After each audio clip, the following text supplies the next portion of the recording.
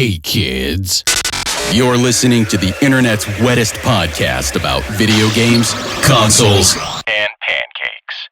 The SML Podcast. Prepare for the SML Podcast.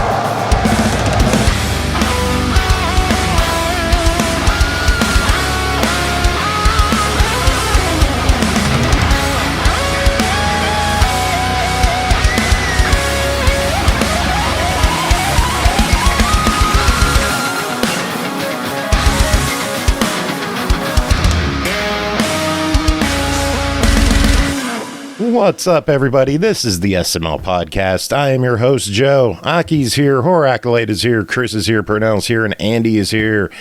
How's everyone doing? Doing good, man. Pretty good. Can't complain. Tired, though. This is the second Tuesday of the month, so I'm fried. Board game night. How was it?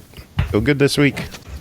It did pretty well. We didn't get 80 people. We got like 55 or so that's still pretty good.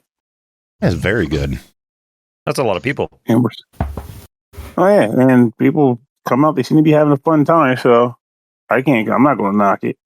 They're having fun. I'm having fun. And if we're earning charity money, we're earning charity money. So go for it.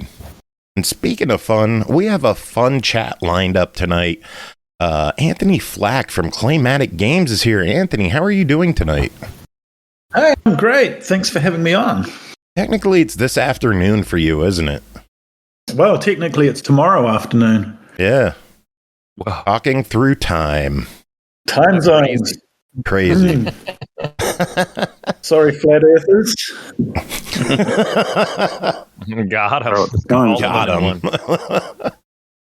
Got him. You are here to talk about your game, Platypus Reclayed. For the people who don't know what this game is, give us the sales pitch. What is Platypus Reclayed? It's a side-scrolling shooter that is animated all in clay, basically. And it's a remake of a game that I made it's an enhanced remake of a game I made 23 years ago, back by popular demand. I don't remember the game on Windows. I wasn't much of a PC guy, but I knew it and loved it on PSP. Yeah, I've got a PSP copy. It's right here in front of me. It was on PSP also? It got localized on PSP? Yeah. Huh. Did they get a physical? Yeah, Yeah, I remember I've got it right here. going to GameStop and seeing it on the shelf. I'm like, that looks like a pretty interesting game. And now the creator's here, and we can ask, first off, why is it called Platypus? Well, it's, just me being silly, really, being goofy. But, riffing on that whole Gradius, Xevious, all of the words that end in eus. Shoot 'em up, Nice. Platypus. Oh my gosh, it makes so much sense now. For the longest time, I thought it was related to the Parodius series.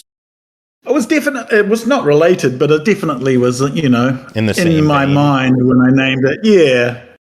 I thought it was a funny word. People have been asking me about it ever since. And now, 23 years later, it is back and in reclayed format. What makes it reclayed? Well, because it's all been redone in 4K, and I couldn't upscale the models, so I had no choice but to completely remodel everything and rephotograph everything. Oh, wow. Did you use more than one lump of clay this time?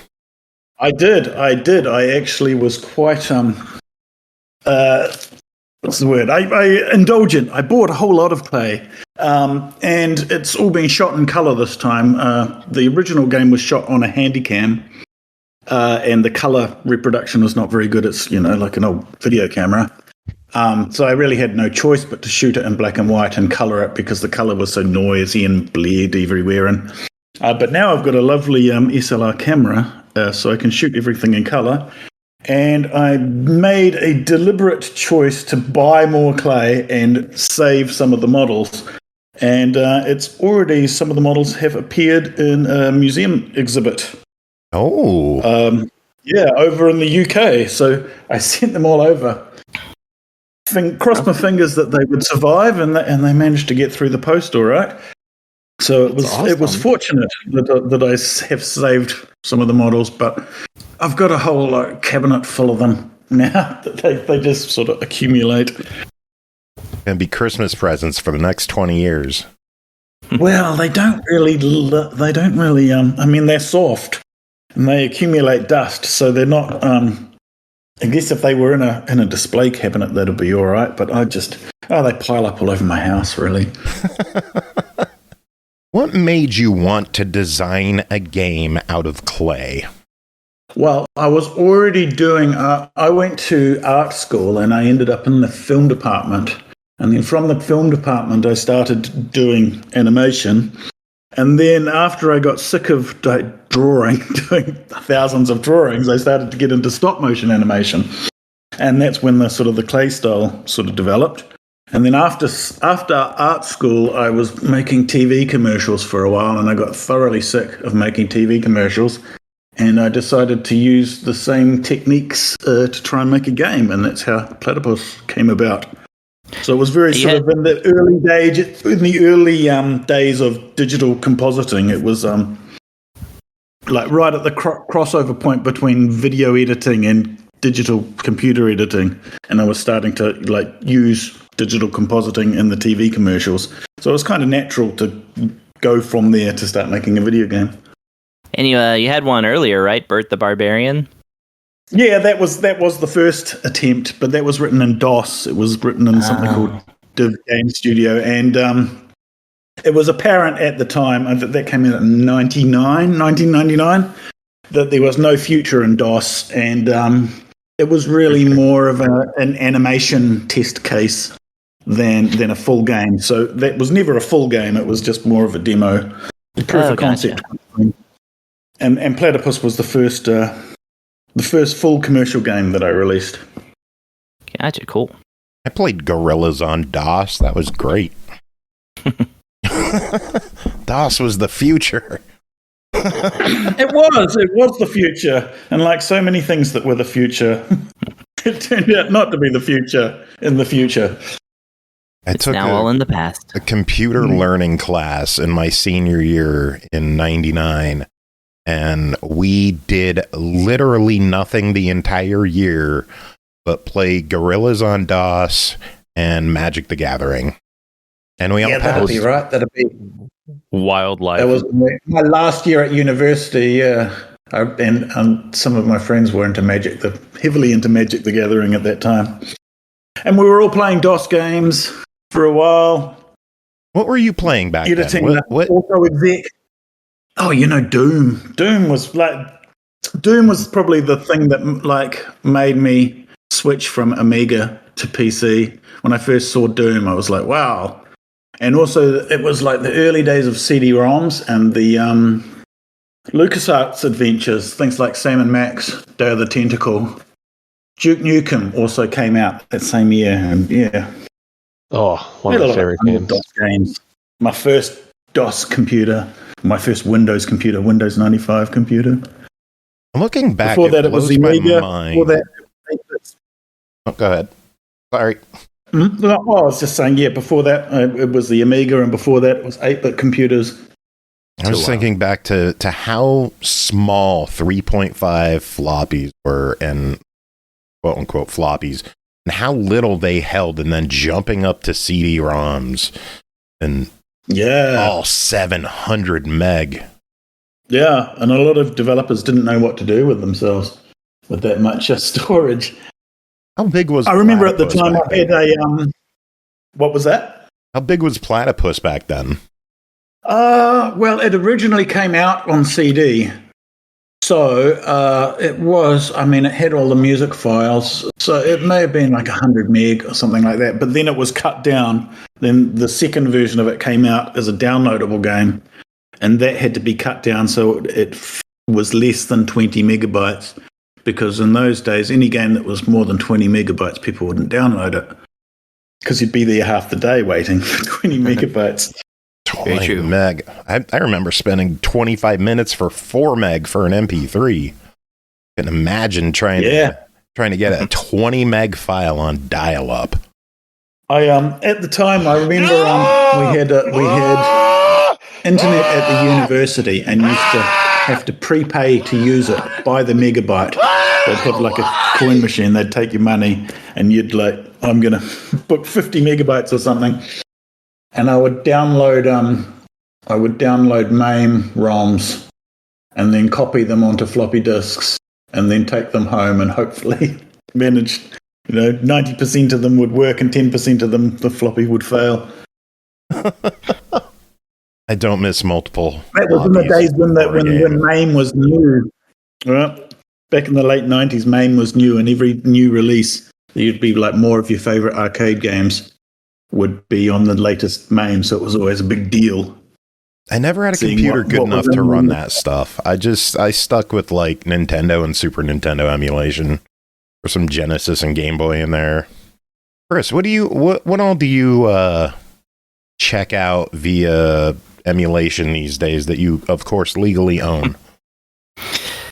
Lately I've been playing a lot of shmups, actually, funny enough, around the whole platypus thing. Finally tried Einhander for the first time on PlayStation. Never got that one back in the day. It was pretty good. And, what was the other one? There was the launch one that has like 3 different views. Hang on, I'll find it. But yeah, I don't know. I froze up. Einhander was such a great game. Yeah, it was really good. I really enjoyed it. But yeah, actually, I mean, lately I haven't really been playing the emulated stuff quite as much. I've been on the PS5, getting rehooked into Skyrim again. So, what else is new? Oh no! Oh, Philosoma. That's it's a. I don't think it was launched, but it was a long box PlayStation 1 game. And it was an interesting shmup because it would go from like vertical scrolling to behind, kind of on rails, like behind the ship view. And then it would go to the front of the ship view where you're just dodging.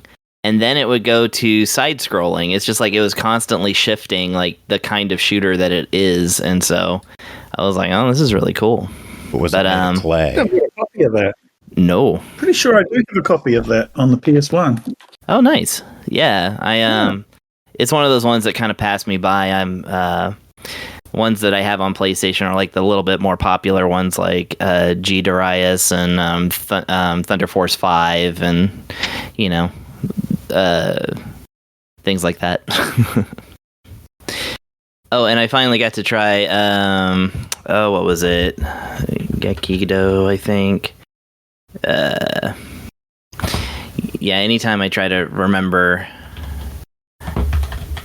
the titles of something, if it's like different, then yeah, I've got it mixed up with Gekido. Never mind. I don't even remember Philosoma. I don't think I ever checked that one out. Sounds interesting. Yeah, Philosoma. I also have like Jupiter Strike up there, and I'd have to actually get my whole case out to like really see what I have. Speaking of PlayStation, how did it come about to get Platypus on the PSP? It's a funny thing because I have no idea, because I didn't have the rights to Platypus at that time, and nobody talked to me about it at all. And the first time, actually, I was living in Japan at the time. The first that I knew of it is when I walked into a game shop one day and I saw it on the shelf and thought, that looks familiar. What was your reaction to seeing that? You're like, what the hell is this? A little bit. It's like, it's cool that my game is in the game shop, but it's kind of also not cool that I wasn't even, that nobody found to talk to me about it. Like, I'm not in the credits, which is disappointing. On the PSP version. Oh, really?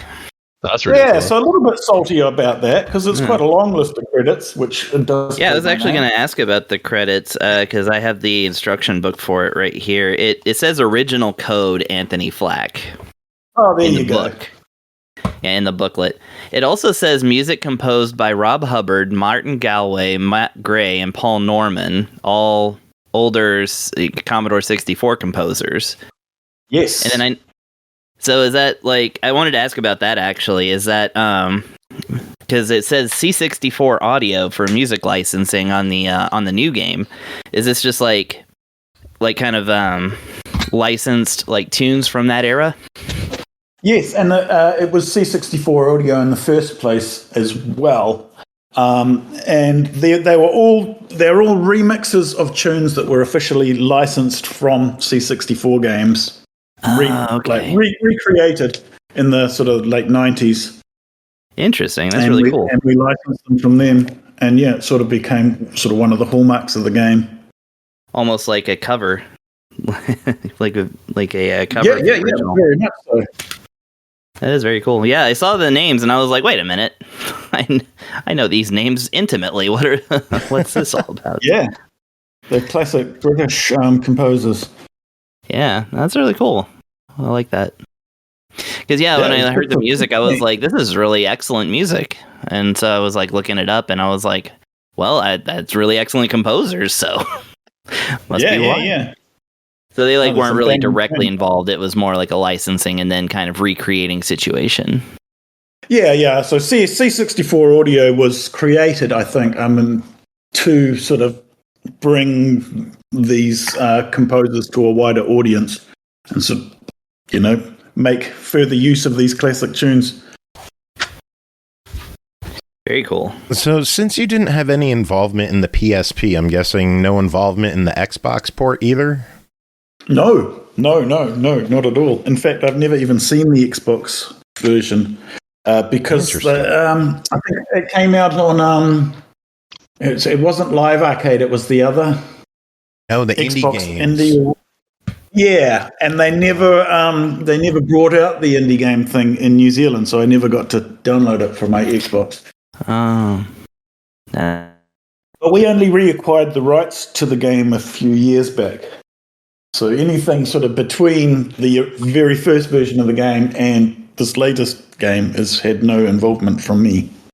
How did it come about getting the rights back? We bought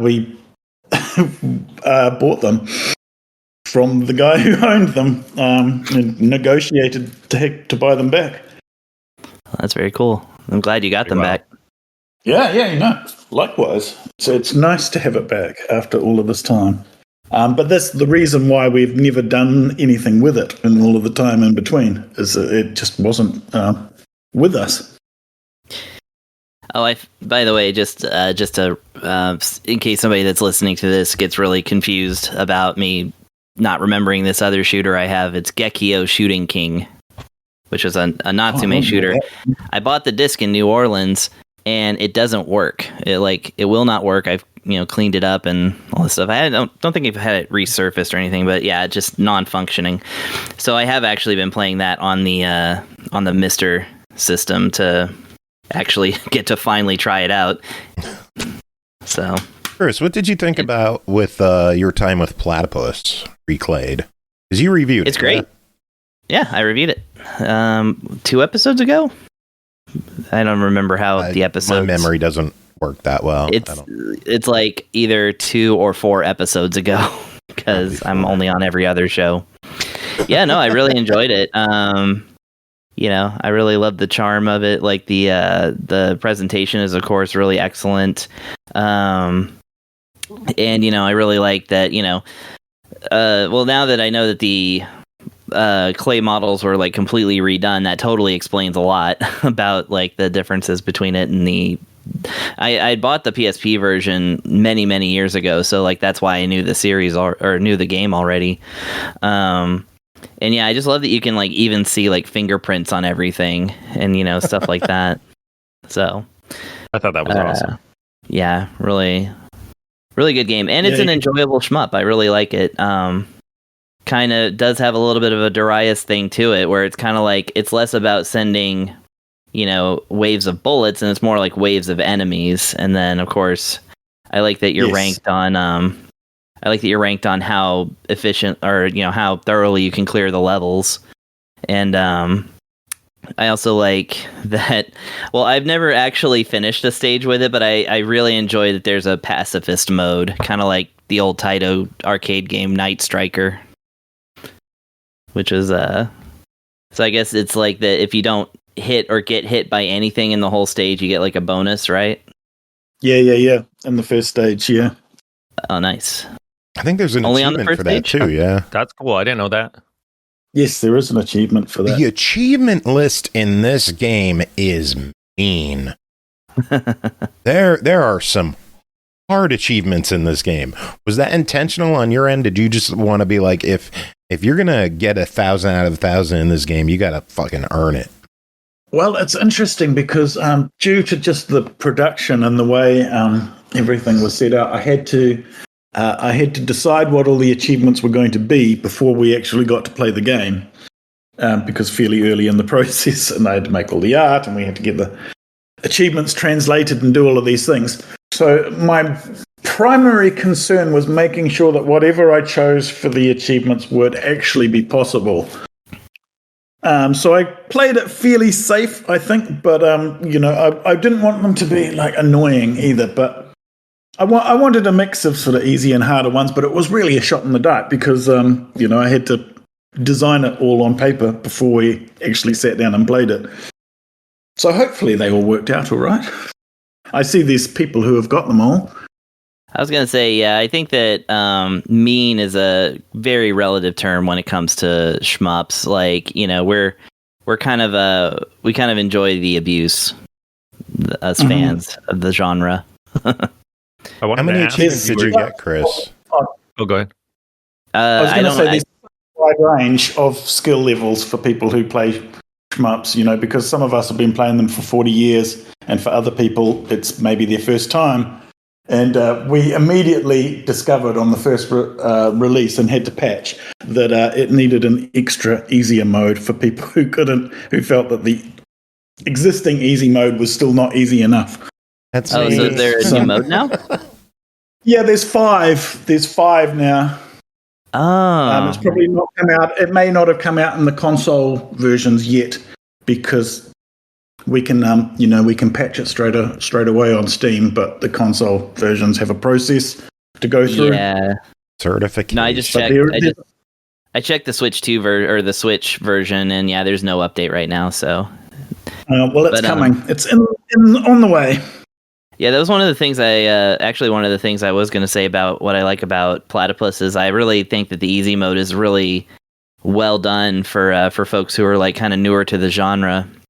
And I always feel like with these shmups that have like what I would call a more interesting presentation, that is to say not classic, sprite based or, just a generic ship against, all the other ships kind of thing. Like, some of the arcade games of yore are a little bit like that. Like, I don't know, calling out, I'm not calling out any specific ones, but I don't know, like Gradius or whatever. It's like those don't really draw in, I think, people unfamiliar with the genre as much like this does, or like, Neko Navy, which is all cats, and things like that. Like, I like when games like this come out that have like that completely original presentation and then are accessible too, because I feel like that's a way to make new fans for the genre, because then they will get into stuff where it's more like, Gradius or Darius I can't include Darius because they got the fish. So ain't nothing unoriginal about Darius. They got fish and opera. I think that's what we discovered, is that like the art style and everything was drawing in some people that have maybe never played a shoot 'em up before. And for them, we needed an extra, even easier easy mode. But we spent quite a bit of time on the different difficulties. I wanted to make sure that it did ramp all the way from, really easy to really brutal at the other end. And that it would play well at all levels. For sure. Yeah, that's one thing I do tend to take notice of when it comes to this particular genre, because it's like, I feel like it's important now that we're in a world where shmups are so available now. Like when I was growing up, they sure weren't. Again, I never got to play Einhander like in the 90s because it just wasn't anywhere. There just was no way to get it for a long time. And now it's just there. So it's like, yeah. It was quite an expensive game, I think, for a while. Yeah, really expensive, so I couldn't invest. Square needs to put out like a PS1 collection. Like all the weird stuff they put out as Squaresoft back in the like Do Prism was, or Threads of Fate was one of them. Here, guys, yeah. Fantasy. God Brawler. bless the ring. Bushido Blade. Like I say, I was. Oh, I've got that. I was living in Tokyo for a few years in the early 2000s, and every weekend I would just go to the flea markets and go through all the boxes of games and things and buy all of the old consoles and all the old games I could find. So I came back from Japan with a PC Engine and PlayStation 1 and a Nintendo 64 and a Saturn and all sorts of things. Oh, do you have a Towns Marty? I don't have a Marty. That's one thing. I've already got far too many things, but no, I don't have a Marty. That's me. Somebody asked me once if, like, because I'm so into retro and stuff, it's like, do I have all these like obscure systems and things? And I'm like, no, I don't have room for them. I don't have the extra room in my house for, old PCs or, British computers or Japanese computers or, whatever else you would need to like play this software in its original format.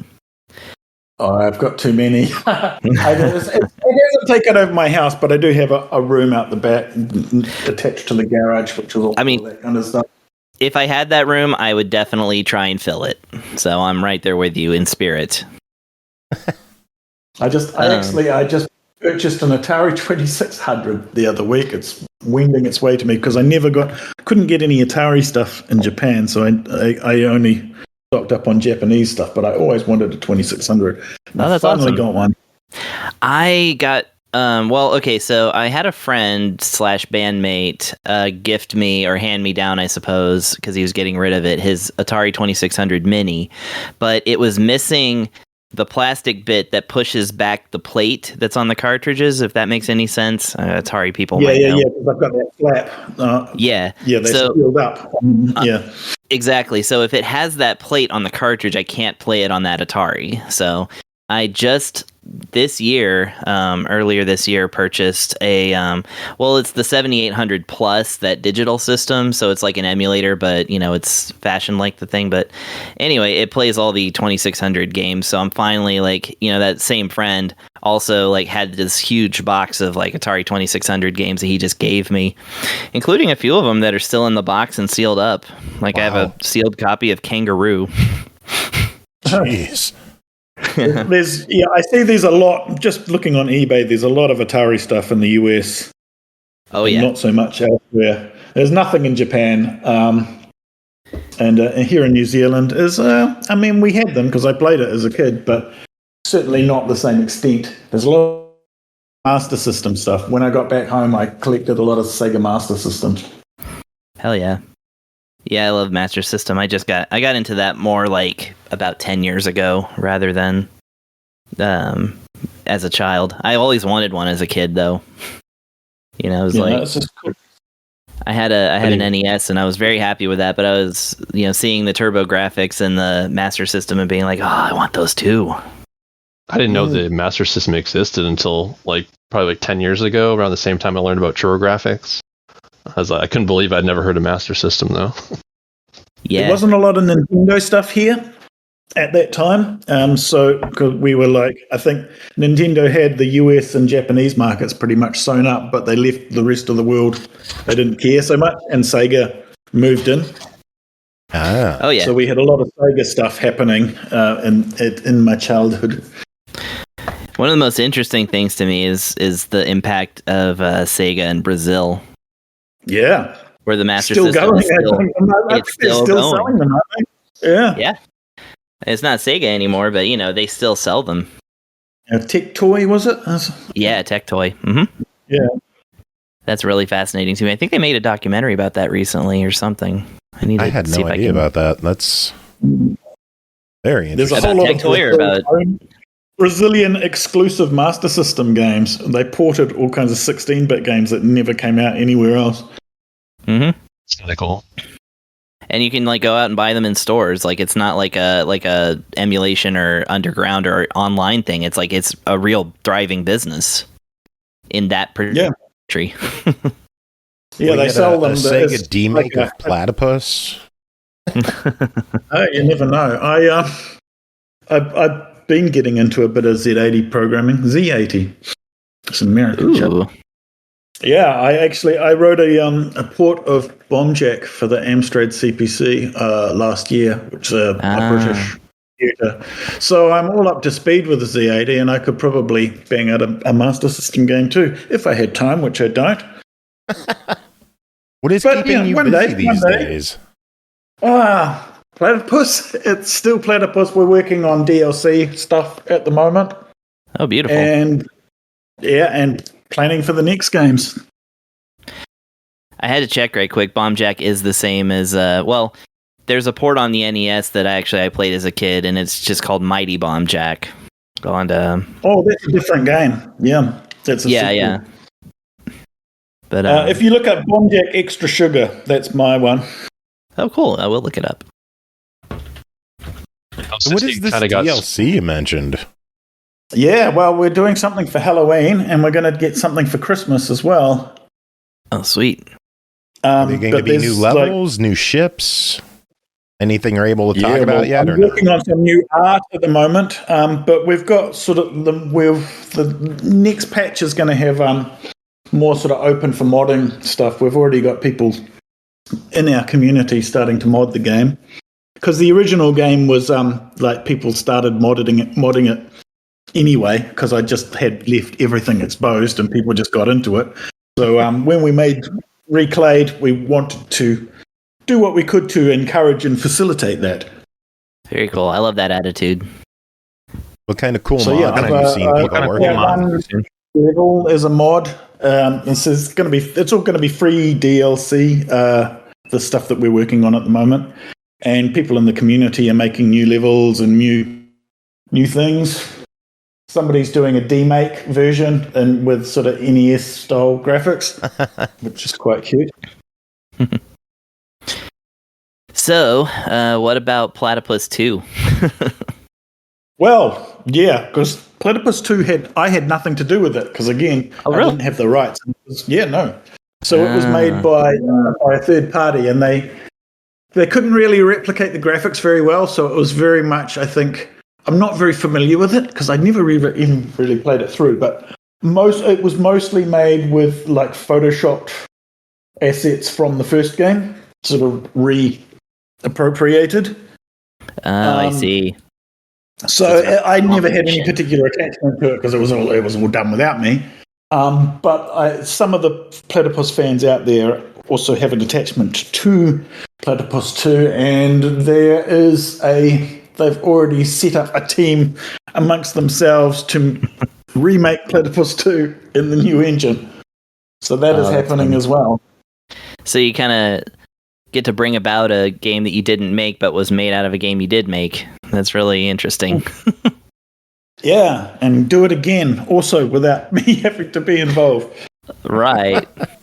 Will you even play it if it comes out? Oh yeah, I'll play it. I'll play the new one. I think when Platypus 2 originally came out, I didn't have a PC that could run it at the time. Oh wow. Yeah, I was barely aware of it. I knew there was a Platypus 2 because it was just mentioned on the internet somewhere when I was looking up Platypus.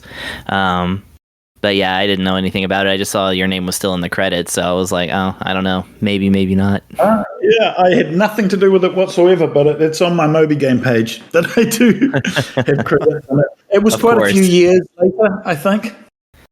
Yeah, it was almost 20 years ago, I think.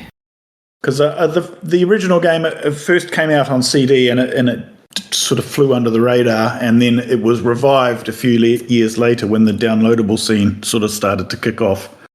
Oh, gotcha. And that's what most people know it from. And then after it was successful, then the company that owned the rights, they contracted a third party to make a sequel for them. Wow. Pernell, what are your thoughts on the game? Good on Pachi 2 situation. You what? kind of like a Dodonpachi 2 situation. Yeah, for sure. Yeah, I was just thinking about some other games that kind of had that same treatment. Anyway, yeah, Joe, you were talking to Pernell. Pernell or Andy, what are your thoughts on the game? Pernell, go ahead. Yeah. I think it's a beautiful game, that's for sure. The claymation on all the effects is pretty nice. Fairly straightforward shmup, but some of the funnier weapons are nice. Like at one point, I thought I found a hidden weapon to let me shoot hot dogs. I didn't know what it was, but it seemed like I was shooting hot dogs.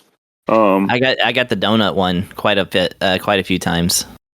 I think the game, like it takes me back to a period where there was less complex measures to the shmup, like in the age of like cave games, we were trying to like grazing or specific types of charge ups or a boutique of weapons. In this game, I'm just kill everything you see, and sometimes that's pretty nice. It's also interesting that the special weapons have a timer, so it incentivizes you just to burn through your bullets because you can't take it with you, as they say. So, I think it's a good game. Yeah, the music is was solid designed to keep you changing your weapons up, and it is very much as an old school. It was retro even when it first came out, because I was like very much thinking of 80s shoot 'em ups, games like 1942, 1943, Xevious. The first generation of shoot 'em ups that was part of my childhood. For sure. Go ahead. No, I was just going to just generally ask the idea that, so knowing that you made this with that in mind, and then you made the, Reclayed with that in mind as well, if you were to take a stab at this kind of thing again, so you make a brand new shmup in the modern day, is there a mechanic you can think of that you've already experienced that you wouldn't mind incorporating? Or even more so, can you think of a mechanic that you'd like to incorporate that you don't think exists in a shmup so far?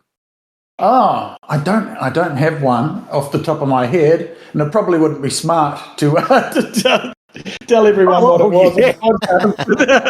I have the idea. I've got a brilliant idea for a new shoot 'em up.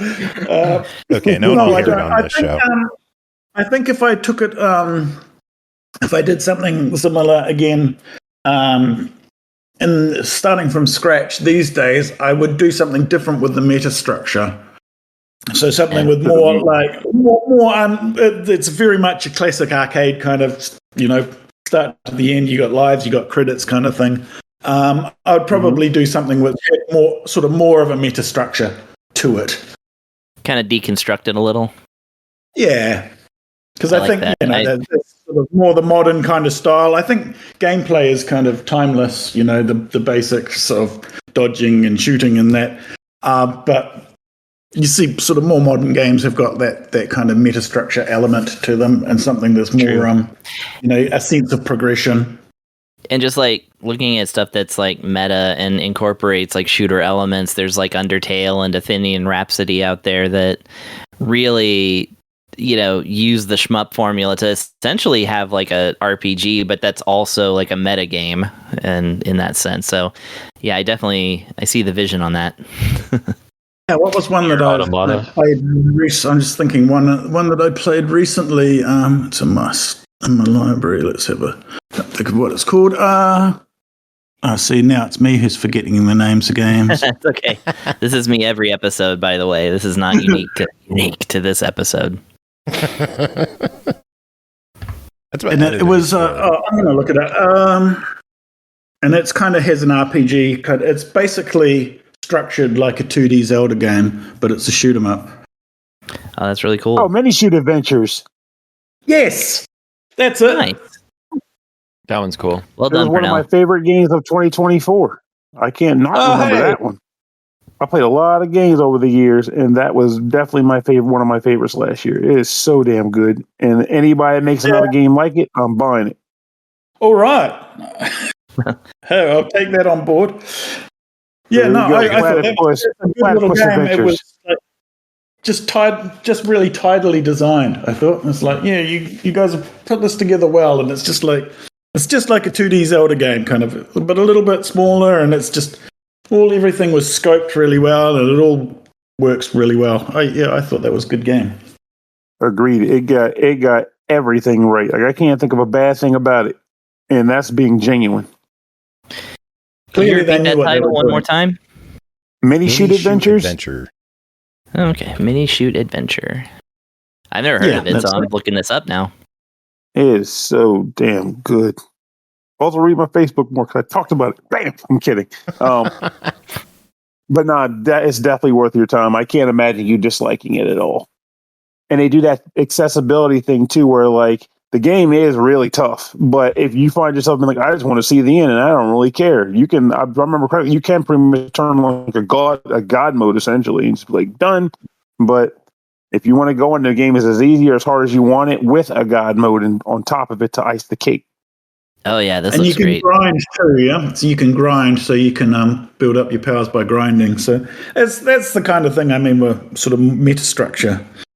And the thing That's about that game also is I feel like the way they do it is almost perfect. I never grinded at all, but by the time I got to the final dungeon, which is what you unlock after beating the game, I think I was only maybe like 3 level ups away from completing my entire build.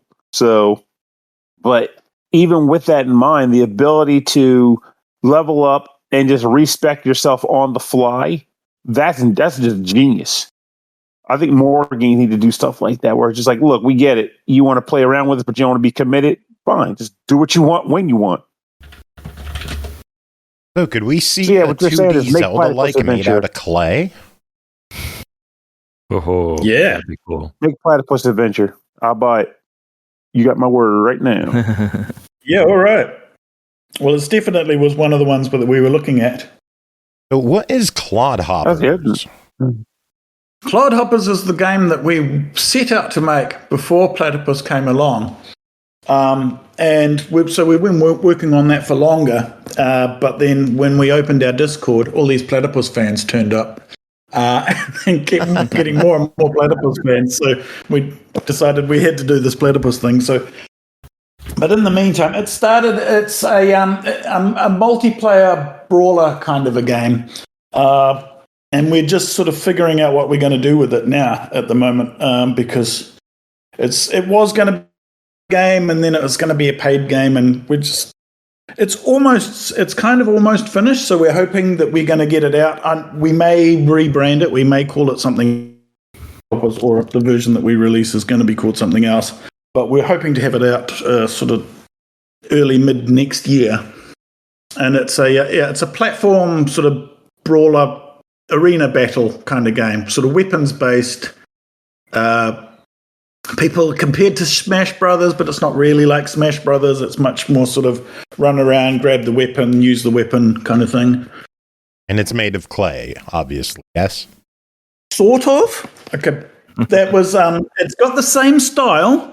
But it's rendered this time, and we actually used clay models and 3D scanned them and turned them into 3D models. So it's a slightly different look. It still has some of the traditional animation, but because it's a game where you have like character customization and you can dress up your character and all that, I couldn't make thousands and thousands of models. So that was a collaboration between me and our 3D artist, Mel.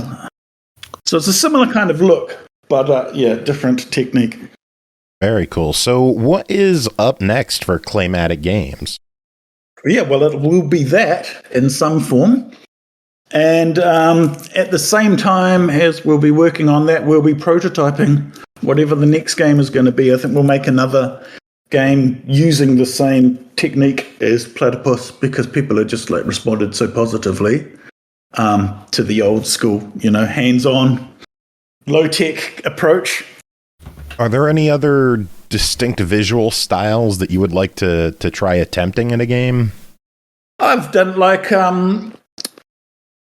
I worked on Euphoria. I don't know if you are familiar with that. It was an RTS game from some years ago, and there was a spin-off from that called it was called Euphoria.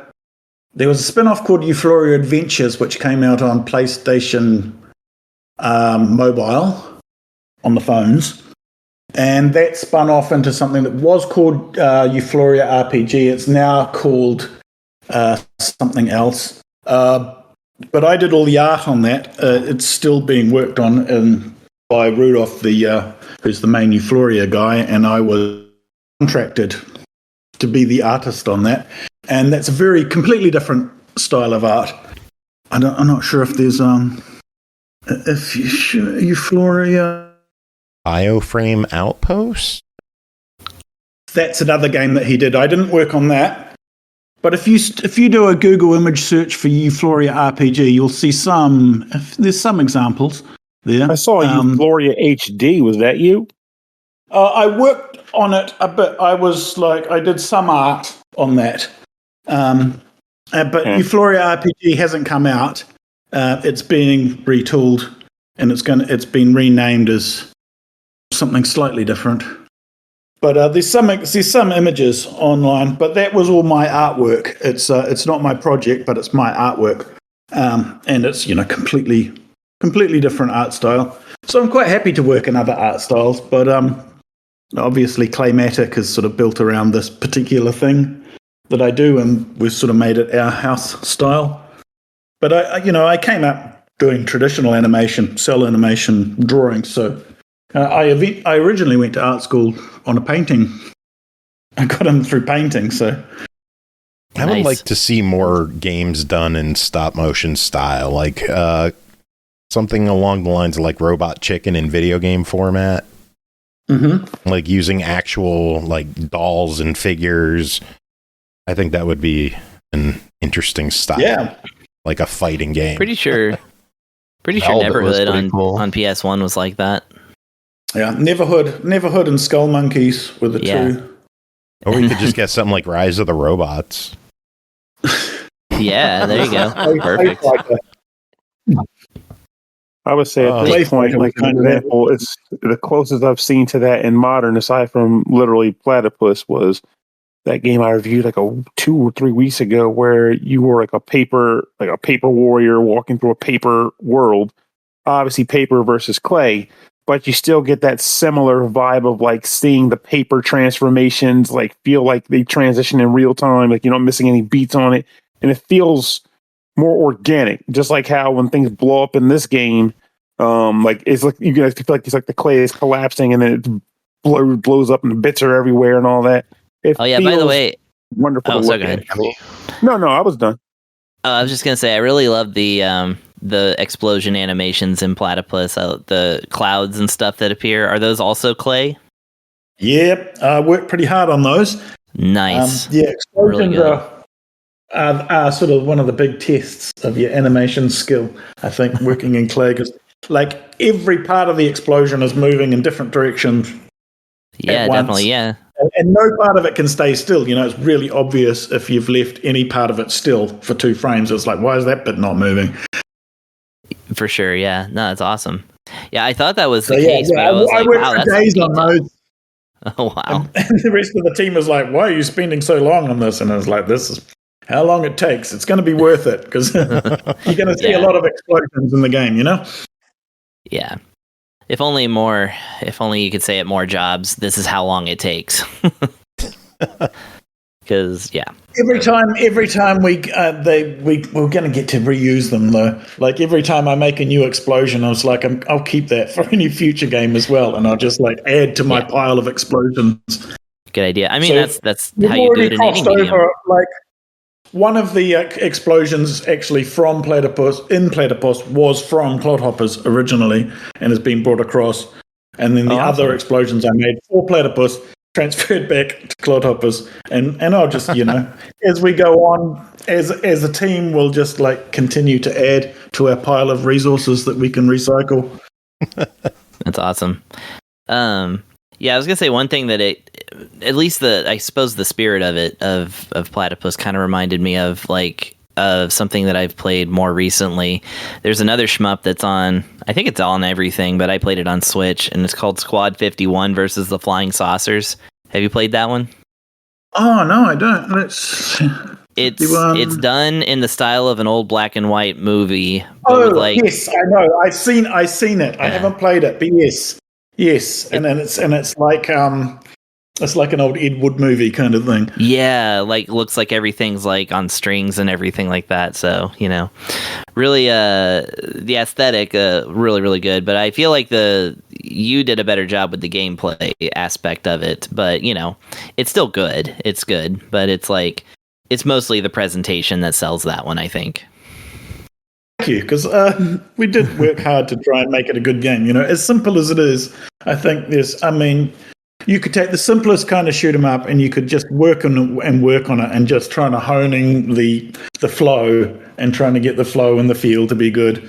There's no limit to how long you could spend just fiddling with it, and I fiddled with it. Yeah, sometimes I feel like, and this is the nature of, I guess, how gaming is nowadays, because there's just so much. Sometimes folks will be clearly going for a gimmick of their game or whatever, and then so you're like, okay, I'll buy it. Maybe it's like a cheaper thing or something, and then it's like you get into it and it's like they just kind of abandon it like almost immediately, and or it's just like not executed like in a way that feels like it lives up to that whole thing. And I see plenty of that on here too. But that's one of the things. When I saw Platypus was coming back, I was like, oh yeah, I need to get that one, because that one I remembered being really good. So nice. Well, I'm a pretty passionate gamer, as well as being a stop motion animator and all of that. So that's the design and the feel and the gameplay is the most important thing for me. And the the clearly art shows. Just the icing on the top, but it is the art that hooks people in initially. Yeah, for sure. No, I mean, definitely that. It's just that, you can really tell when you dig into Platypus that it's so thorough.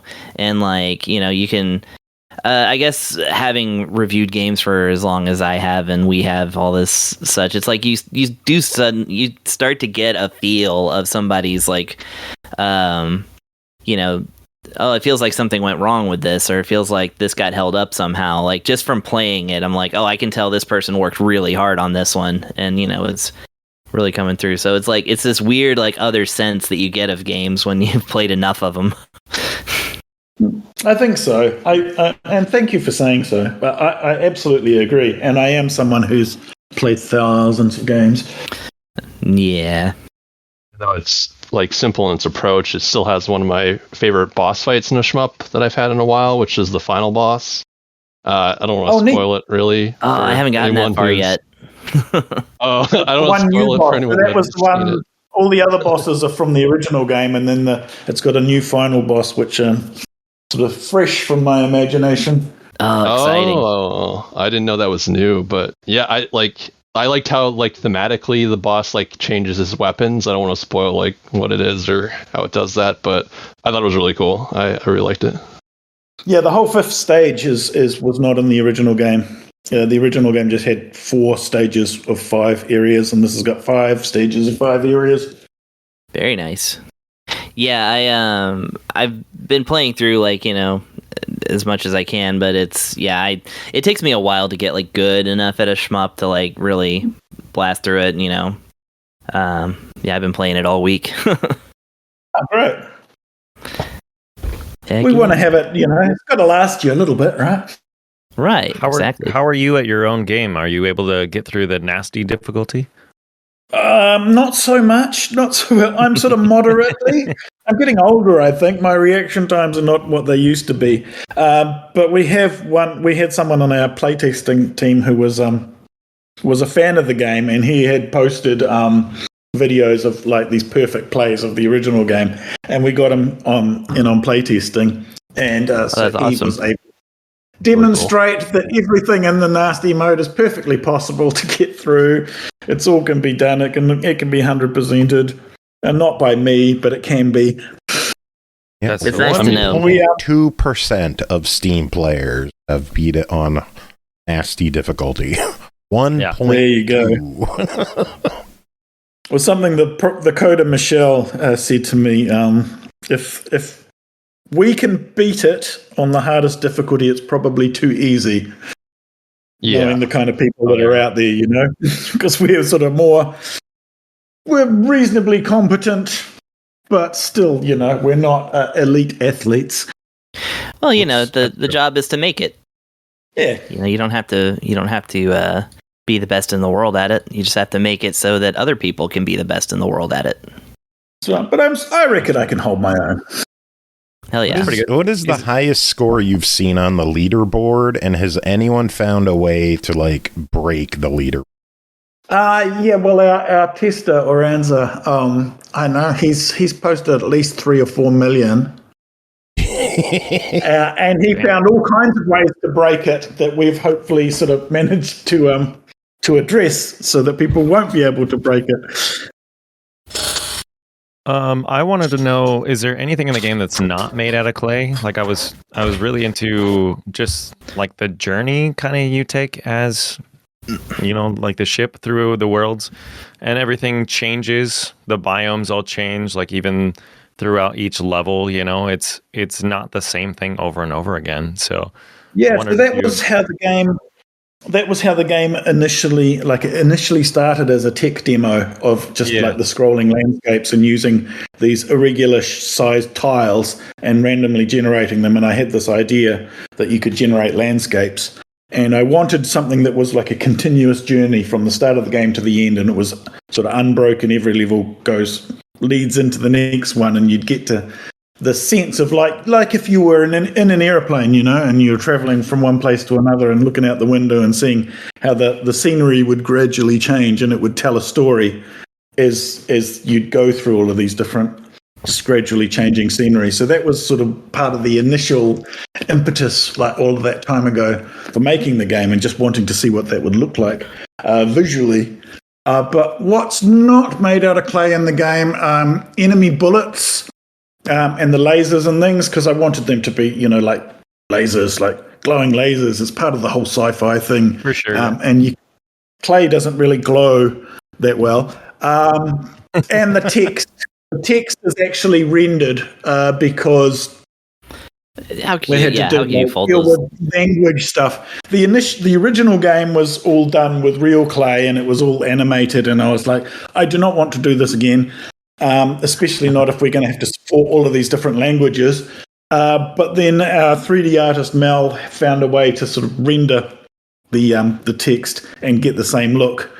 So the text is actually 3D rendered, and everything else is what it looks like. That's really awesome. Yeah, that's really cool. I love that. One of the biggest things that I just enjoyed about it. I mean, I know we've talked about the weapons and the donuts and everything else, you know, that we've kind of picked up too. But I think the way like the ships like break apart as you attack them too was incredible. I know I was looking through after I actually beat it, and then I was looking through all the pictures and stuff of like how the game was made, you know.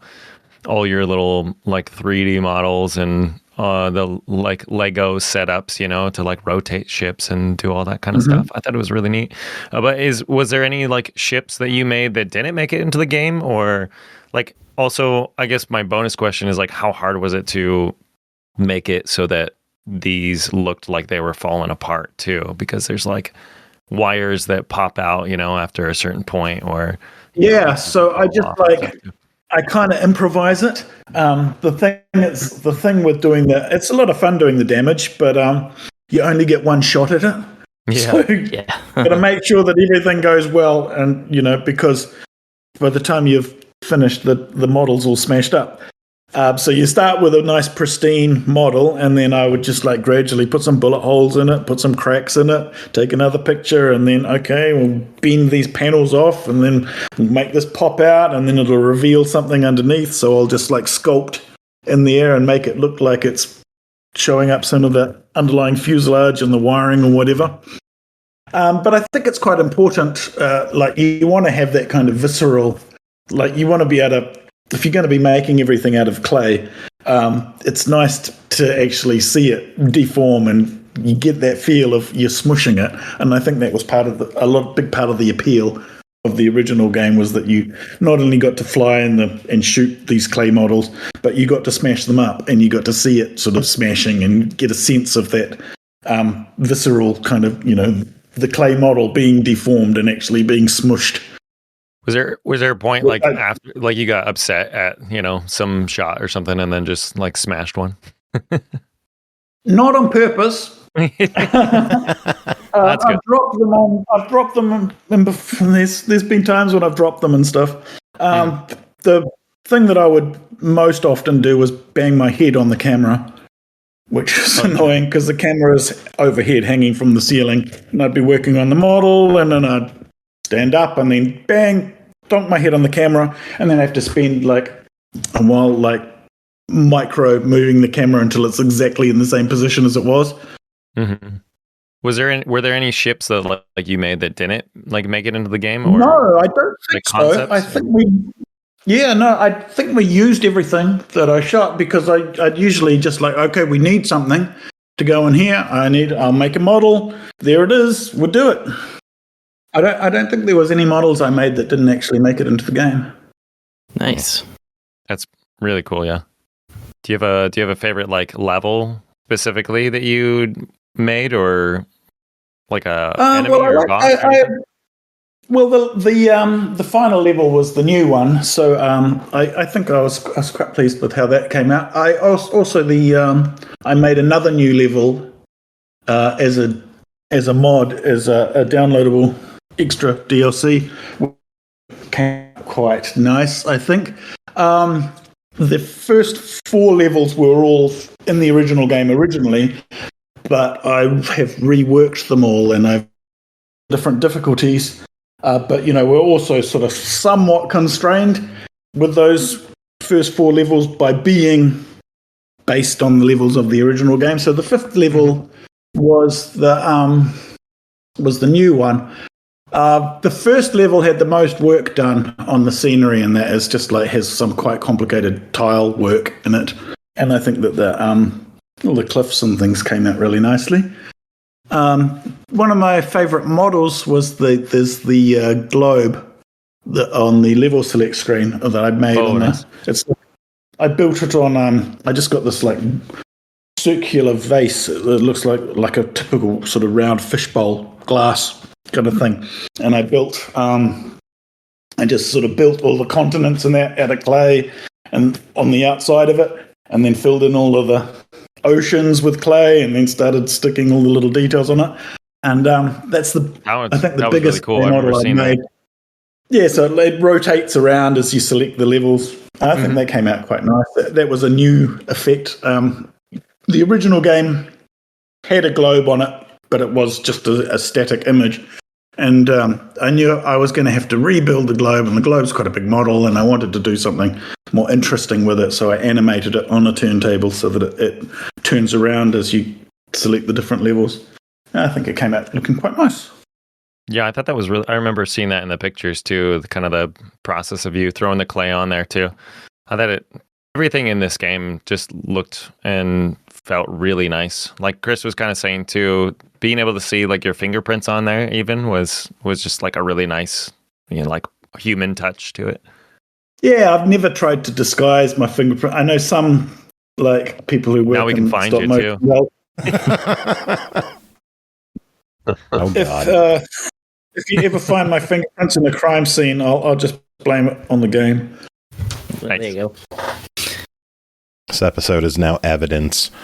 What is going? Give us some more information on the soundtrack. It is on Steam for $3.99. What can people pick up for $4 with this soundtrack? I think we've got everything from the original game except for one track, which we couldn't get the license for, which we now can get the license for. That's going to be in the update, but it's not going to be on the soundtrack because of complications.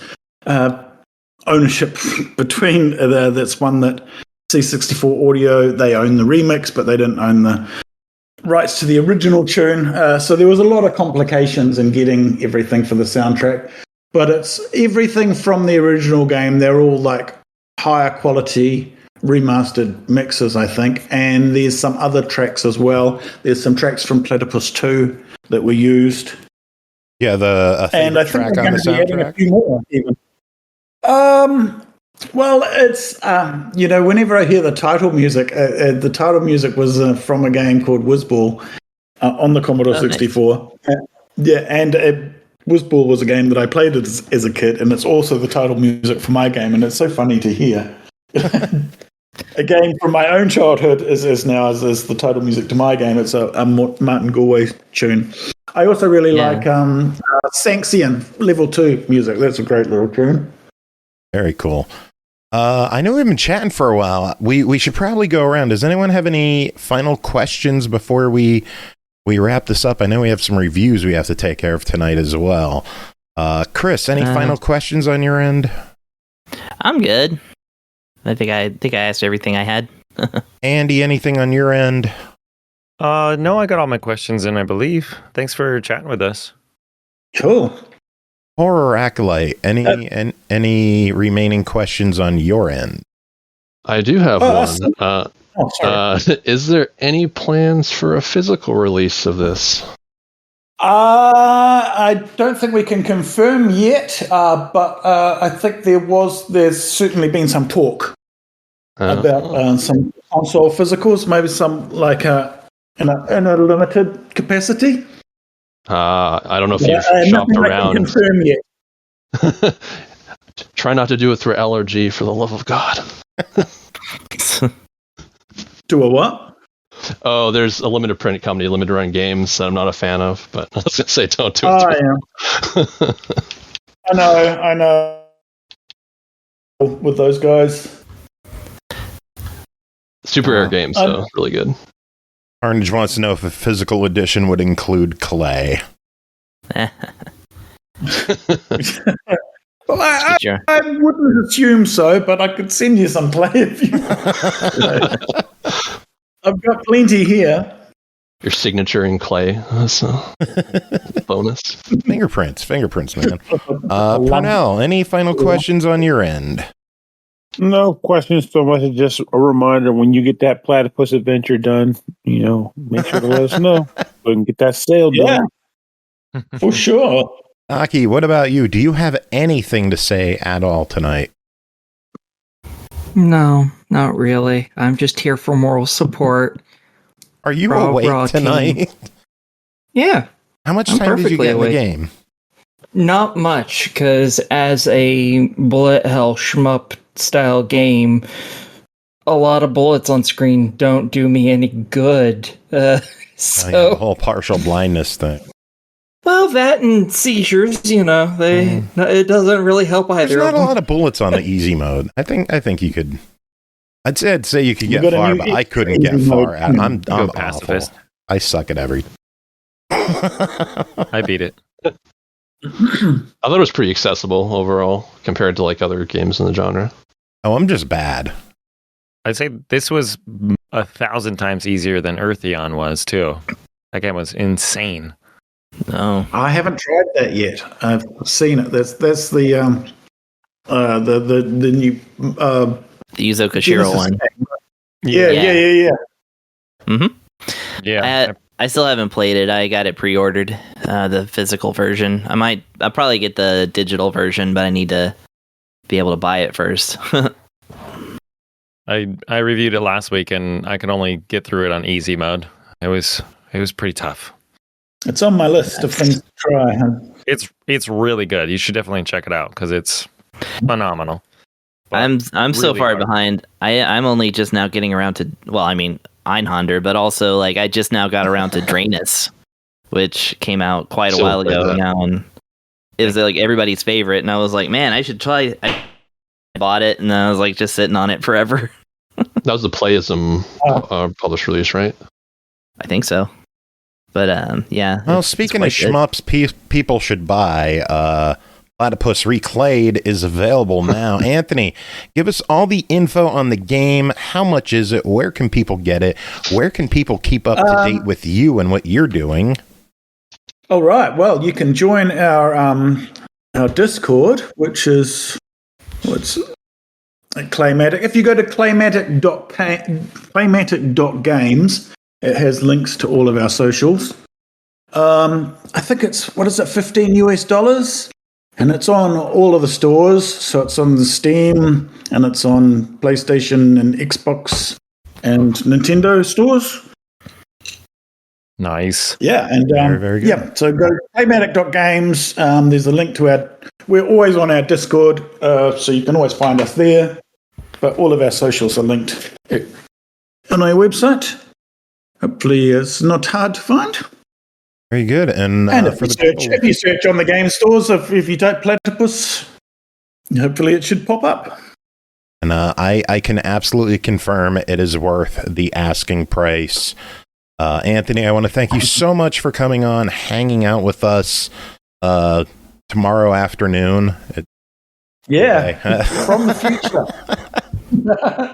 Do you have any final words before we let you get going?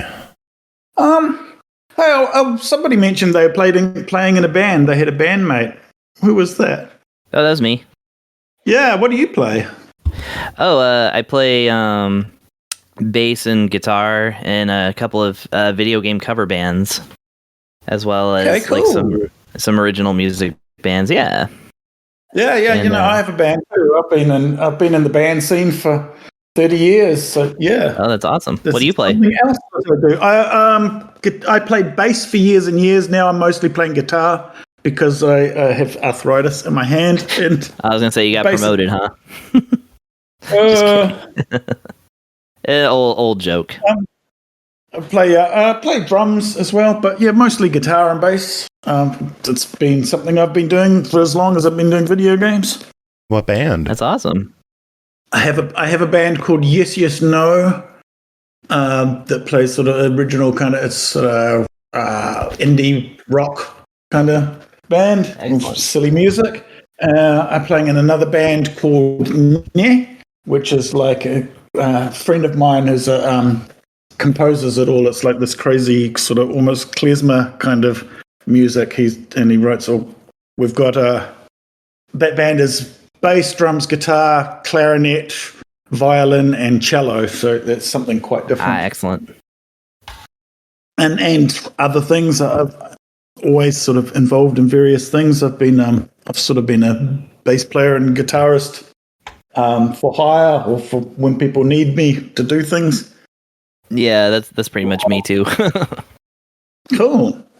Yeah, put some of your band's music in the Platypus Adventures game. Yeah. Well, I mean, it's interesting because I don't have any of my music in Platypus because it was all of that licensed Commodore 64 stuff. But Clodhoppers has got like quite a lot of my guitar playing and stuff in it. So when that comes out in whatever form, you'll be able to hear some of that side of me. Cool. Very cool. Very cool. All right. Well, Anthony, thank you again. We will let you get going. I want you to have a wonderful day. And we will be in touch when the episode goes up. Thank you again for joining us. It was my pleasure. Awesome. Thanks for having me, guys. Thank you so much. Very much. Should we get to reviews? We got a handful of games to talk about tonight. Better do it. All right. First game, Yooka-Replaylee, developed by Playtonic Games, published by PM Studios and Playtonic Friends, released October 9th on Series X and S, Switch 2, PS5, and PC for $29.99. Yooka-Replaylee is the definitive, remastered, and enhanced version of the 3D indie platforming collectathon darling, Yooka-Laylee. New remix challenges and old favorites await you as you embark to explore the huge, beautiful open worlds as the lovable buddy duo Yooka, the green one, and Laylee, the purple one. Once more, all while backed by a beautiful orchestral soundtrack. Did we mention there's a map now, a shiny new currency, and tons of customization options? The favorite buddy duo has never moved, looked, or sounded better. Andy, what is going on in Yooka-Replaylee? I feel like every time I hear you describe the game, I'm like, well, that's pretty much it. Time to move on to the next one. Yep, buy it. It's good. No, next game to talk about. Yeah. So. All right, absolutely. That'd make the show so much faster, but no. Let's see. Yooka-Replaylee, as you said, I mean, everything is now. I have nothing on it now. It's set up as kind of like a retelling of their original adventure, so they'll like actually remember that like they've already gone on this adventure before. And so they're like, all right, this is kind of what happened, here, and this is what kind of happened there. The original game came out back in 2017. I thought it was a little bit earlier than that, but I was a big fan of the original. I remember getting it because it came out the day before my birthday, and I I was talking about it the other day because I remember picking it up, and my dad came to visit, and I was like, Dad, I want to hang out with you. I was like, but this game just came out and I really want to play it. I picked it up for my birthday as a present to myself. And so I ended up playing it, and he sat there next to me. He's not a video game guy at all, but he sat there next to me, and I just proceeded to vomit information about Rare and Playtonic and all the games that Rare has made, and just everything about this game. So my girlfriend the other day was like, that's kind of like your first like pseudo stream, kind of cool. So I have a good memory tied to this game. But those of you who don't know what I'm talking about, if you're a fan of collectathon games like I guess like Spyro or like Ratchet and Clank or some of the original like Rare games like Donkey Kong or Donkey Kong 64, Banjo-Kazooie, those kind of things, I would say you're gonna love this game. Yooka-Replaylee is definitely like a complete overhaul of the original as well too. So even if you've played the original, this one is a little bit different too. You as a player control the dynamic duo, the lizard and the bat, as you navigate 3D worlds full of platforming challenges to locate all the collectibles. And more importantly, you're looking for pages in each level. The pages are part of this like magical book that you find that the arch nemesis in the game named Capital B wants to use to take over the world. So it's up to Yooka and Laylee to stop him and put the book back together again. You'll notice a lot of like similarities in this game to like, it's like a more modern day like Banjo-Kazooie like duo. So you'll see all the pages, or you'll use the pages, to unlock different worlds full of more challenges, more collectibles. You'll jump across frozen lakes. You'll swing through the jungle, solve quick timed puzzles, battle huge bosses, and you'll even like they threw in a couple of characters that you would see in other games too, like the Shovel Knight. What's really nice about this one too is all the moves are unlocked from the start. Which wasn't how it was in the original game, and it's really nice to kind of like pop into a level, have all the abilities, and be able to collect everything and not have to like run back again once you get a new move or something like that, So they've really sounds made like an improvement there.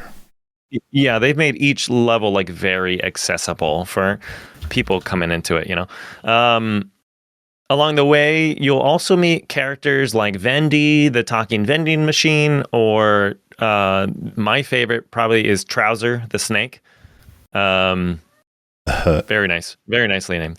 A trouser named Snake or a snake named Trouser is just absolutely mind-blowing. But anyway. SML After Dark. There you go. Yeah, so they'll provide you with like cool new outfits to style your characters. There's like googly eyes and things like that you can get for you or the enemies. There's even like full body suits, like a pirate costume. You could be the Shovel Knight. You can, I think, even dress up as Banjo-Kazooie, which is kind of fun too. Switch colors on your characters too. You can also get things like to make the game easier, like tonics that give you more health or make your abilities stronger. There's a character named Dr. Puzz who will change the duo into things like a helicopter or a snowplow to help like clear parts of a level or reach new areas. There's also like other characters in the game too that will send you on little quests, find lost treasure, battle enemies, so they like don't get cooked alive.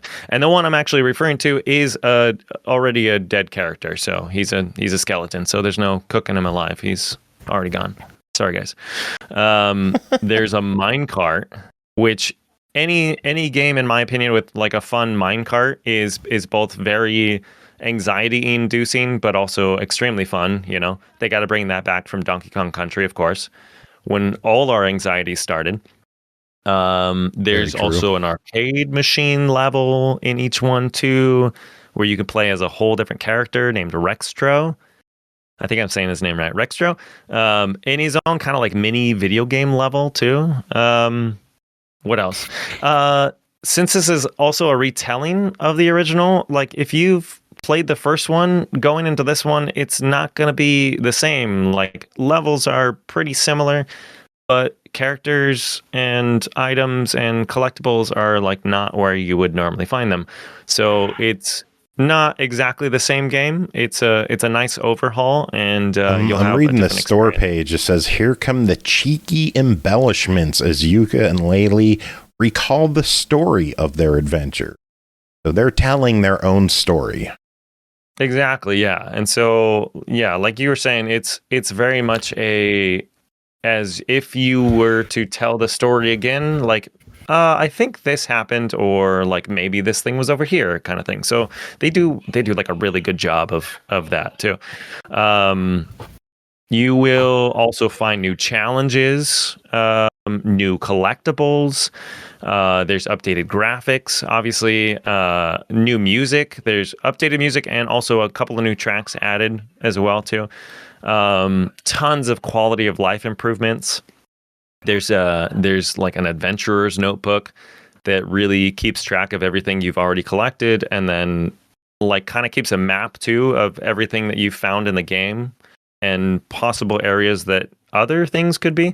There was also, I don't remember if this was in the first one or not, but I feel like this was new, but there's like warp points set up too for much easier travel too. So because some areas of the game are like you have to climb like mountains and it takes you forever. So yeah, that was really nice. And then they boosted, above all, the pages from the original was like 150. They bumped it up to 300, which was absolutely insane too. So lots of more to it, you know. But also I don't know. I might be writing a little bit of nostalgia just because I did love the first one so much. But I mean, the game is super fun. It's like really accessible for like most ages, you know. Like nothing was incredibly hard. You know, I think I died maybe twice in the amount of time that I've played it, and it was just because I was being silly. Got a lot of like engaging, like kind of like tongue-in-cheek humor. You know, there's a funny snowman that's looking for his pair of pants, and he has a like leaf covering his crotch. And you go and you find the pair of pants, and he's like, "Oh, thanks, I can finally put my pants on." And then he like puts them on top of his head. So it's like really just dumb, silly stuff like that all the time. A lot of dick jokes in a E10 rated game. they're hidden very cleverly, so that's how they get away with it. You know, I mean, the snake sounds like rare for you though. It sounds like this is the game they wanted to release the first time around. It seems like it. Yeah. I would say everything that they've done has been not only stuff that they wanted to do, but also like very community like pushed as well too. You know, I think the adventure map was a huge community push because that's huge. That helps it so much. But yeah, that's pretty much Yooka-Laylee. Go get it. Right, don't trust IGN. It is $29.99. What are your thoughts on Yooka-Replaylee? Easily get it. I mean, I think when the first one came out, I'd probably give it like an 8 out of 10. I thought it was a fantastic time, you know. I would still give it an 8 out of 10, maybe an 8.5 now. It's really fun. It's silly, you know, very colorful too. Like, yeah, go snag it. What are you doing? Very good. All right, next game, Absolum, developed by Dotemu, Guard Crush Games, and Supamonks, published by Dotemu. Released October 9th on Switch, PS5, and PC for $24.99. An epic adventure in an original fantasy world. Talum has been shattered by a magical cataclysm caused by ambitious wizards, leaving magic mistrusted by the common folk. Sun King Azra took advantage of this panic, enslaving wizards through his Crimson Order and placing loyal princes to rule over the conquered realms. Azra's forces claim more and more lands. The High Enchantress Uchawi, I think, and a small group of rebels rise from the shadows wielding forbidden magic to challenge his oppressive regime and defy his absolute magic power. Pernell, what is going on in Absolum? Absolum can best be described as a beat 'em up with roguelike elements. Best compared outside the roguelike to maybe such games as Dragon's Crown or what's the other game? Oh, Dungeons and Dragons, like Realm the whatever the arcade one was. Like I always forget the name. It was like there's like a Tower of Doom and one other one. But either way, something on Mysteria. Important part is this is very similar to those games, and it makes me think of what I kind of wish Dragon's Crown ended up being when that was all the rage back in the day. What is this though? Well, at the beginning of the game, you're at the onset, rather, you get to choose between one of two characters, of which eventually you'll end up with 4. And you are tasked with exploring this world to engage with and basically just like release magic and eventually fight the big bad that you mentioned in your earlier description. Honestly, I barely pay attention to the darn plot, just like I do with most beat 'em up games. I'm here to beat people up, and I'm glad to say this game feels great to do it in. Your characters, for the most part, generally have a light attack and a heavy attack, jump, and a basic grab where they can pick a person up and kind of throw them if they get close enough to them. But as you play the game, the roguelike elements kick in, which allows their kit to kind of expand a bit more. For example, initially you have a mana attack that when you trigger it, by charging it up by beating the stuffing out of enemies, you'll do a bit of a special move. And that special move is a good way to get enemies off your back when they're kind of on you. But over time, you'll be able to upgrade characters through runs and such to get better versions of that. And you can equip which one you want before going on a run. As you're playing through levels, you will be able to gain access to various crystals where you'll be able to choose one of 2 various perks that it can give you. These crystals will allow you to either modify things you can already do, say, for example, add a burning attack to your regular punch attack, or sometimes gives you completely new moves, such as drop kicks and things of that nature.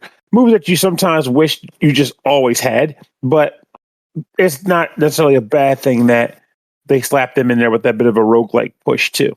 Who knows? Maybe eventually they'll make it so you can maybe add an update that lets you take one or something with you on a run or something. Who all knows? But with that said, whereas a lot of you might be thinking that I would say this kind of game would have you do your rogueliking by just going from level to level randomly until you die, this game doesn't necessarily do that. Instead, it randomizes elements of levels, being enemy types or events and such. But you make your runs by going into levels, beating up all the monsters like you would in a typical beat 'em up, but then occasionally have branching pathways. You can use a map to kind of get an idea of where you're trying to go or where a path will take you.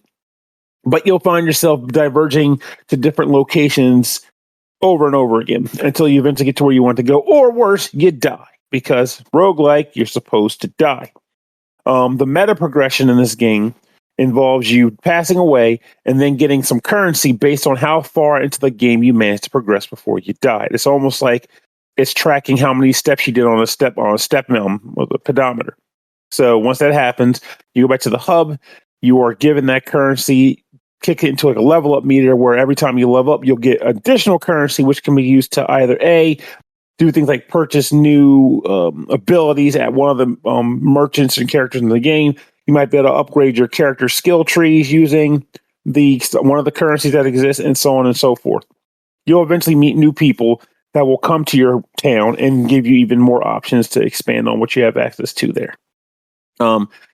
The things that are most interesting to note regarding the combat in this game is, one, all the characters feel like they play fairly differently from each other in a way where you'll genuinely feel like it's worth choosing one over the other. And if they all upgrade individually too, that's another reason to do it, because you'll want to see how they perform and then give them new cool stuff as the game progresses. The game goes hard on aggression. What do I mean by that? Well, lots of times you'll be playing these games and it's all about, crowd control, which the game still does. And evasion. And while you do get a sort of light dash move and even some really cool sidestep mechanics, one of the main draws here is like a clashing system. So if an enemy is throwing a projectile at you, you can dash into the projectile to block it or to sometimes reflect it back as a deflect. However, if you're fighting a monster hand to hand, like, they're swinging their sword, you're swinging your sword, and you happen to time your strike to clash with their strike, you actually deflect their weapon back at them. They call it a clash, and it kind of stuns them a bit and allows you to go hard to the paint on beating their stuff up. It's really cool. Very much high risk, high reward system there. but very much worth engaging in if you can pull it off. Or you can be a chicken like me and do it only when you accidentally pull it off. Either way, knock yourself out. It's there, and it's awesome when you pull it off. It's very satisfying. It's a wonderful game. If you're wondering how does this game look in execution, just imagine or understand that these are the same people who animated Streets of Rage 4. And if you've ever seen that game in motion, there you go. Beautiful game, meet new beautiful game. But and with a world that Ragebound too, I think. Oh, if that's possible, then there you go. Because that game, I would say these don't look similar, but they're both beautiful games. So I'm good for that too. But Ninja yeah, Gaiden Ragebound, Metal Slug Tactics, Ninja Turtle Shredder's Revenge. no, you're talking about the Rage 4. developers. No, that is true, but I'm thinking like visually too, very specifically on the visuals. Like it has that same style that you would get when you play Streets of Rage 4. But yeah, as far as developers go, in the general, just like they make great games.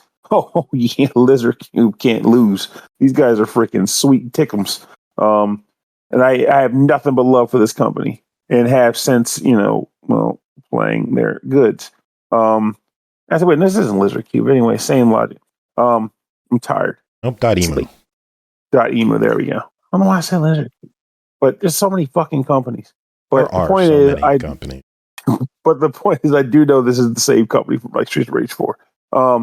But yes, I love this game very much. Some might say that it could get a little repetitive. I beg to differ. I would say when it comes to games of this nature, the beat 'em up, they're kind of almost supposed to be repetitive in the idea that you're going from level to level, beating up enemies with the same general kit until you get to the end of the game. That's what a usual beat 'em up is. But when you're going to have a beat 'em up that is intending to get you to want to incentivize you basically to keep playing the game, not just beat it once and then put the controller down, but to keep coming back. I feel like this is a very good way to do it.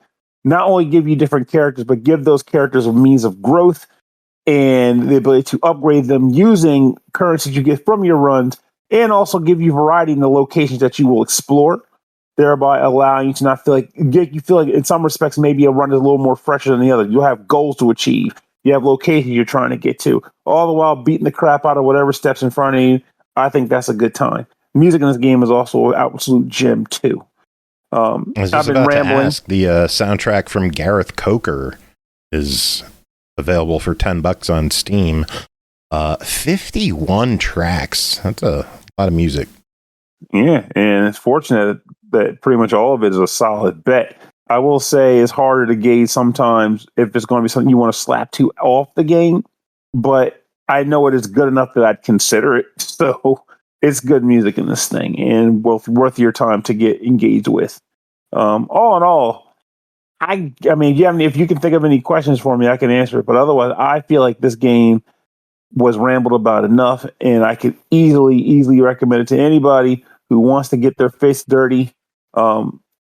Just give it a go. This may well end up coming up at the end of the year on a number of people's, game of the year list, and for good reason. And the only questions I have is first for .emu in why isn't this on Xbox?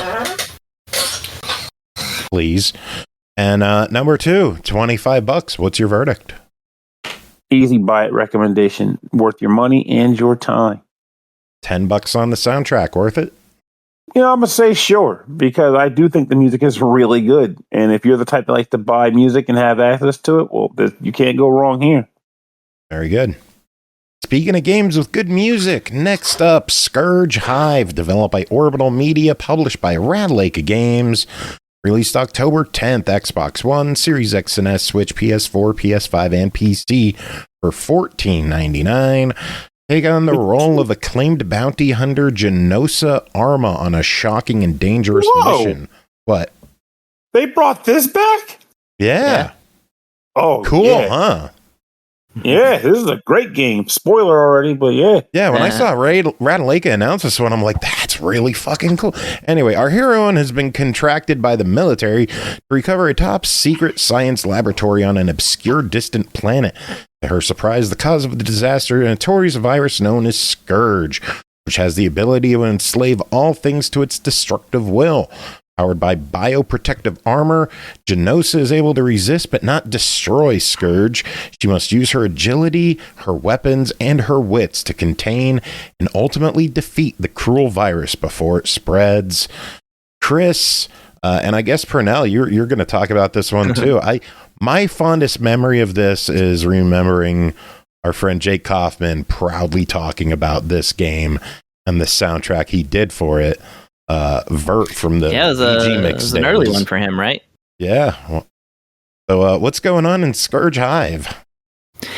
Yeah, so Scurge Hive, a somewhat obscure but definitely well liked Game Boy Advance and DS game. Like at that brief point where they were, or sometimes a game would get double released, across both of those systems. I personally don't have a lot of experience with the original. I definitely have seen the case before. It's that yellow and black, got a silhouette of the hero and, some sploochy thing that she's blowing up. But, I definitely have not played the DS version of this, and this does appear to be simply a port of the Game Boy Advance game, packaged up by Ratalaika. It's presented with all the same kind of extras and such that they have been doing. When I reviewed the last game that they did, then it's kind of like the same deal here. But yeah, so the game itself is a isometric run and gun kind of, but with RPG elements. Psycho Dream, that's the other game that I did. So yeah, you play as Genosa, and you're essentially you got to go after the Scurge. Definitely the comparisons that I've seen and kind of felt right away to it was specifically has a little bit of a Metroid Fusion vibe. In that, you do collect different weapons and power up, except in this you actually gain levels, which is really cool, like experience levels. And as you leave and enter rooms, enemies respawn. So, you're, always fighting and growing and such while you're kind of going through. And the moveset's a little more simplified. It's basically there's a run and there's a jump. There's a run, jump, and there's a shoot. And again, it was a Game Boy Advance game, so they couldn't do too many buttons assigned to things. It's got that really kind of cool sort of an over animated look to it. Very lively. I don't know if this is. Let's see. I know it's South Peak, and it was developed by Orbital. Do you know what else Orbital did? God, let me see if I could look it up. Yeah, I can find it. They are not an AI company funded. That is not That's okay. correct. Orbital Media. That's okay. But yeah, basically, say you go through stages essentially, and mainly the whole point of it is to run around and you shoot enemies, like I said, in an isometric way, and then find key cards that will help you get into other rooms. As you progress through the rooms, you need to get to a save point, and the reason for that is not just to save your game. There's actually a persistent, almost a timer to the game, because your character is protected against the Scurge by her spacesuit. I don't know if it probably has a fancy name, but basically, I don't remember things like that. But your spacesuit protects from the Scurge, but because your hero gets infected right away, all the suit can really do is slow it down. So there's a kind of timer that goes on between save points where your infection level goes up. On top of taking regular damage from getting hit by enemies, you have the potential to lose your life through the infection rating going up to 100%. So if it goes up to 100%, then it starts taking away your HP. And then, of course, if you lose your HP, you got to start over again.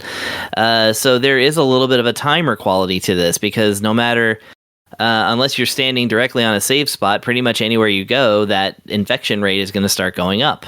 Of course, certain floors, certain gunk on the floors, rather, exacerbate that situation. So, that kind of creates a natural floor hazard. And I kind of like that they how they did that in the, how they kind of made it a timing thing, so you're not just standing still and looking over everything super carefully.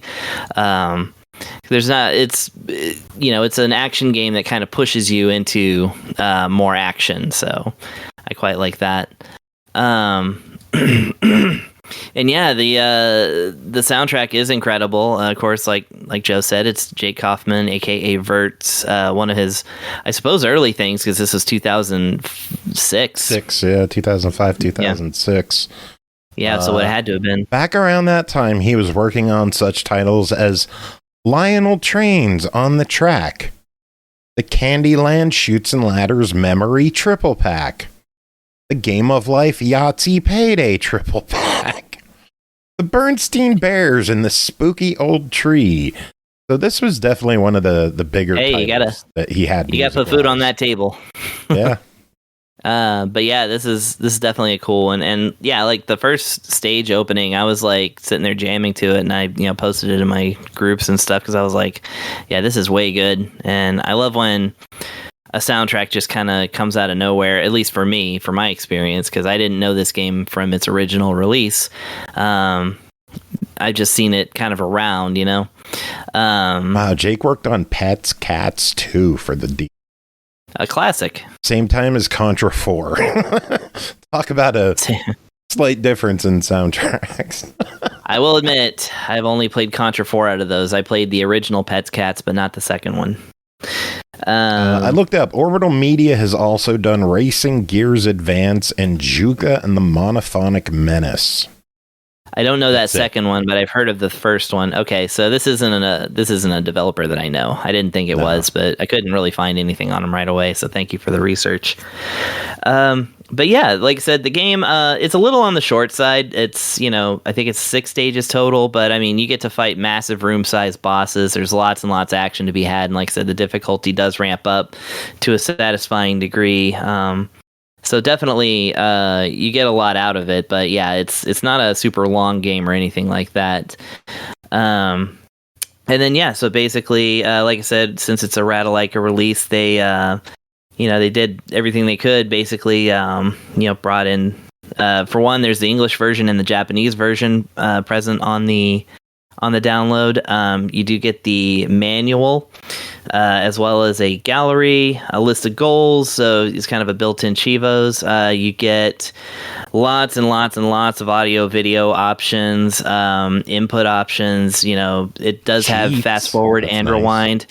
1,000,000 cheats. Yeah, it's like a whole page of cheats here. All of it, you can essentially break the game or just make it however easy or hard you want. And yeah, it's all there. And but yeah, mostly, like I said, it's reviving a game that I certainly wasn't expecting. Like I said, I don't know this one that well, but I'm really happy that it came back, and I hope to see more Game Boy Advance games being re-released this way. Hell yeah, Pernell, what are your thoughts on? Have you seen the remake at all, or not remake, but just re-release? No, I literally just learned it existed when you said today we're reviewing this game.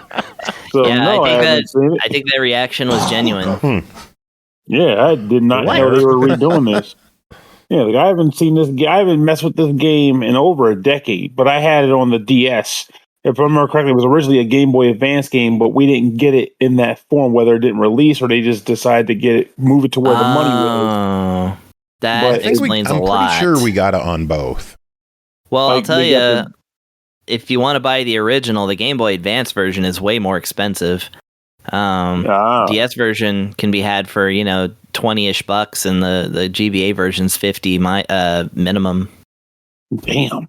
Dang. Well, that explains that thing. Yeah, it probably got a small print on the Game Boy Advance, but they were going for that DS money because it was still when it was new. Well, yeah, I only knew it as a DS game when back then.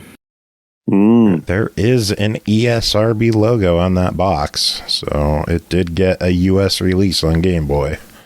Must have been limited. It says it. Yeah.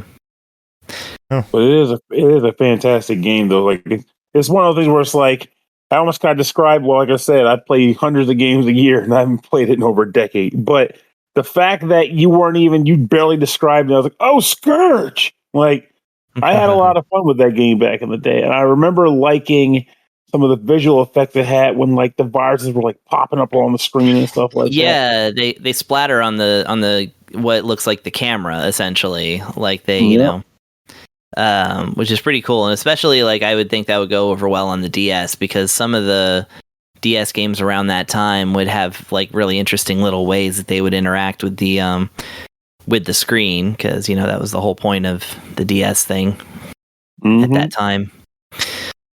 So yeah, I like that. Yes. No, go ahead. No, I don't say you're good. Yeah, I was just gonna say, the weapon upgrades are also really cool. It's always satisfying to get a new weapon and have it decimate. Very good. Well, let's talk price on this one. It is a $15 game. You buy it in the next week or two, depending on platform. Save $3. So for $15 full price, what do you think of Scurge Hive? I'm going to give it a buy it. There's nothing missing and only stuff added, and it's half the price of the cheapest, physical version you can find out there. Yeah, definitely. I appreciate these kind of releases, these kind of quality games that, went a little under the radar, at least for folks like me who were still trying to play all the Game Boy Advance games, but, still clearly missed a lot of them. So, yeah, I'm going to give it a buy it. There's a sealed GBA copy in Canada for $120. Nice. Well, I ain't buying it. I'm broke. Well, then buy this one instead for $15. There you go. Right, Pernell? Are you buying it? I'm buying it. Well, I already have it. I can just go back and play the original, but who knows? Maybe I'll consider it. About the new release. I know, but I'm broke. I need to save some coin. But if I didn't have it, I'd be buying it right now. It's on sale. Get on sale. Next game to talk about, Platzle, developed by Rapid Snail, published by Xitilon, released October 10th, Xbox One, Series X and S, and Xbox PC for $4.99. And it's a play anywhere title, one purchase. Yay! Platzle is a puzzle platformer in which you not only have to act fast, but also think carefully. Cards give you new opportunities, collect them all to get to the exit. Proceed with caution as the locations hide many dangers. There are various natural phenomena such as lava and exploding flames, as well as monsters in the form of spiders. Aki, you don't like those. And even huge bosses that will not be so easy to deal with. We believe that perseverance and dexterity will help you overcome all the challenges. Aki, did you overcome all the challenges, or did the spiders scare you? Thankfully, the spiders only have 4 legs, and they're not fuzzy, so they don't really look like spiders, so they didn't bother me a great deal. However, I still didn't complete it. This is a really hard game for me, at least. Bree didn't have any trouble with this, which is only mildly infuriating. That's all. Just the tiniest little bit. Not upset that she 100%ed this overnight at all. No. I'm not annoyed that I've spent like 3 days on it and I still haven't beaten it. No, not at all. No. So very happy about that. We'll have to ask her about that one on Thursday. I actually have her thoughts on it with me. Actually. Oh, well, do tell. Yeah. First, I'm going to tell you my thoughts and feelings, and then I'll do hers because she only gave me a small amount for this time. Okay. So, yeah, in this, you play as a thing of some sort, and you can move left and right, but that's about it. Otherwise, you collect cards in the environment, and they all have different symbols on them. Some are an arrow, which allows you to dash, be it while you're in the air, on the ground, it doesn't matter. It just sends you flying in one direction until you stop. Then there's some ones that have arrows pointing up, and those give you the ability to, you guessed it, fucking jump. Then there's this weird little circular one that I thought was a shield, but it's actually a sword. Yeah, I don't know why. And with that, you get to kill the spiders.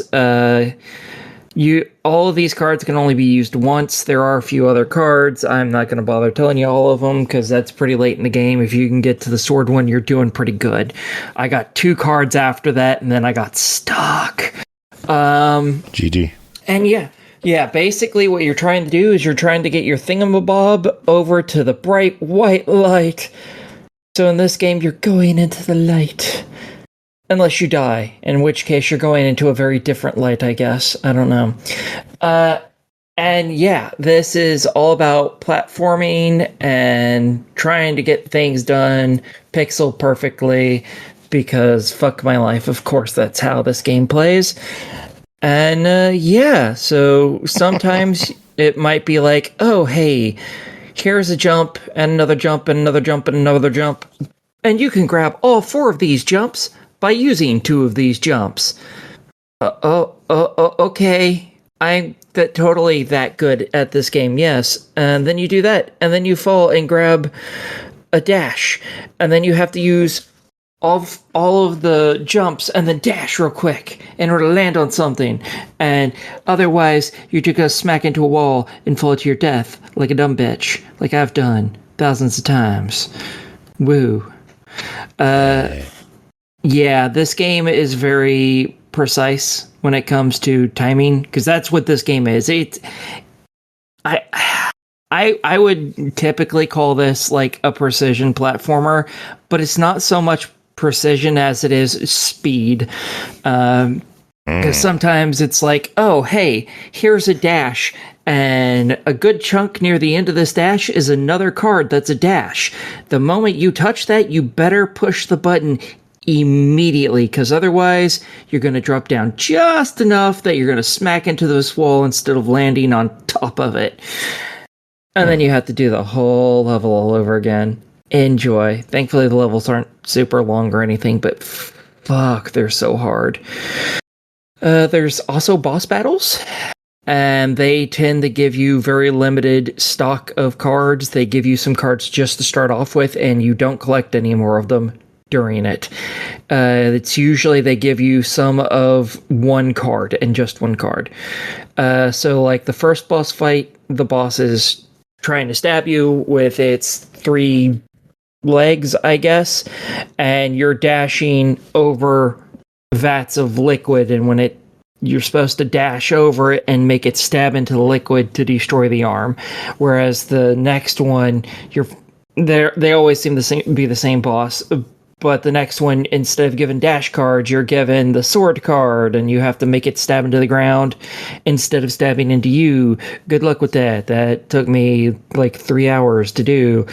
And then you cut it with the sword card, and you have to do that 3 times because you have to disable all 3 of the legs, and fuck, it's so hard. And while you're doing all problem, fuck you too. So there are achievements for basically getting each card for the first time. There's an achievement for having 6 cards on your person at the same time. I haven't gotten that yet, obviously. I don't know when you can even get that, because that's very hard to do. And then there's one for dying like 20 times or something. I got that with the second boss fight. Yeah. I think I got to the second boss before I got that. I may not have. So yeah, fun. There are some collectibles you can get. There's one in each level. It's just this little sparkling set of 3 circles that you just run into and you collect it. I don't know what the purpose of them are. It doesn't seem tied to an achievement or anything, so I have no idea, and I have not been able to collect them all because, Jesus Christ, this game is fucking hard. And yeah. Carnage won't get it. Well, Carnage can go fuck himself too. Well, speaking of, let's go over the bullet points for the game. It advertises 50 unique levels. Fuck, that's how many there are. Jesus Christ.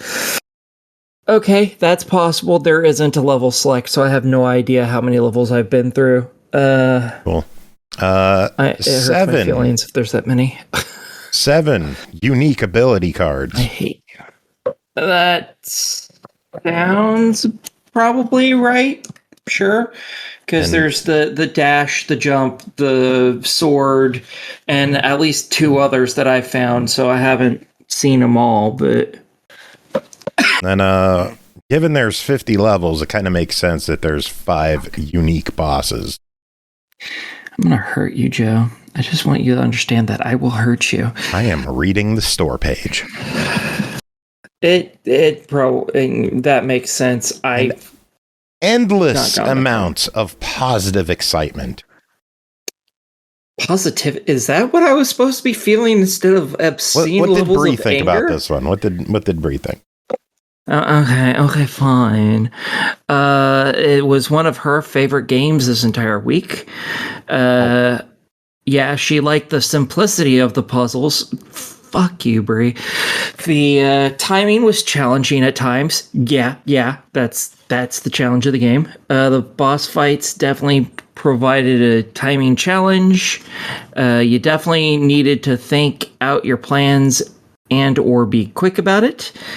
She felt it had a good balance throughout the levels, and it is, and I have her feelings on whether we should buy it or not. So let's move on, because that's all she had to say about it. It wasn't a lot. Let's talk. $5, play anywhere, no stacks.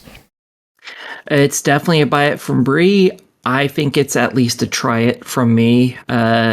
As long as, you have fast fingers. If you're a slow shit like me, probably not a game for you, but, everyone else, sure. I think it's totally worth getting. Channel Jacob. You don't have fast fingers? Yeah, nor does Jacob, so,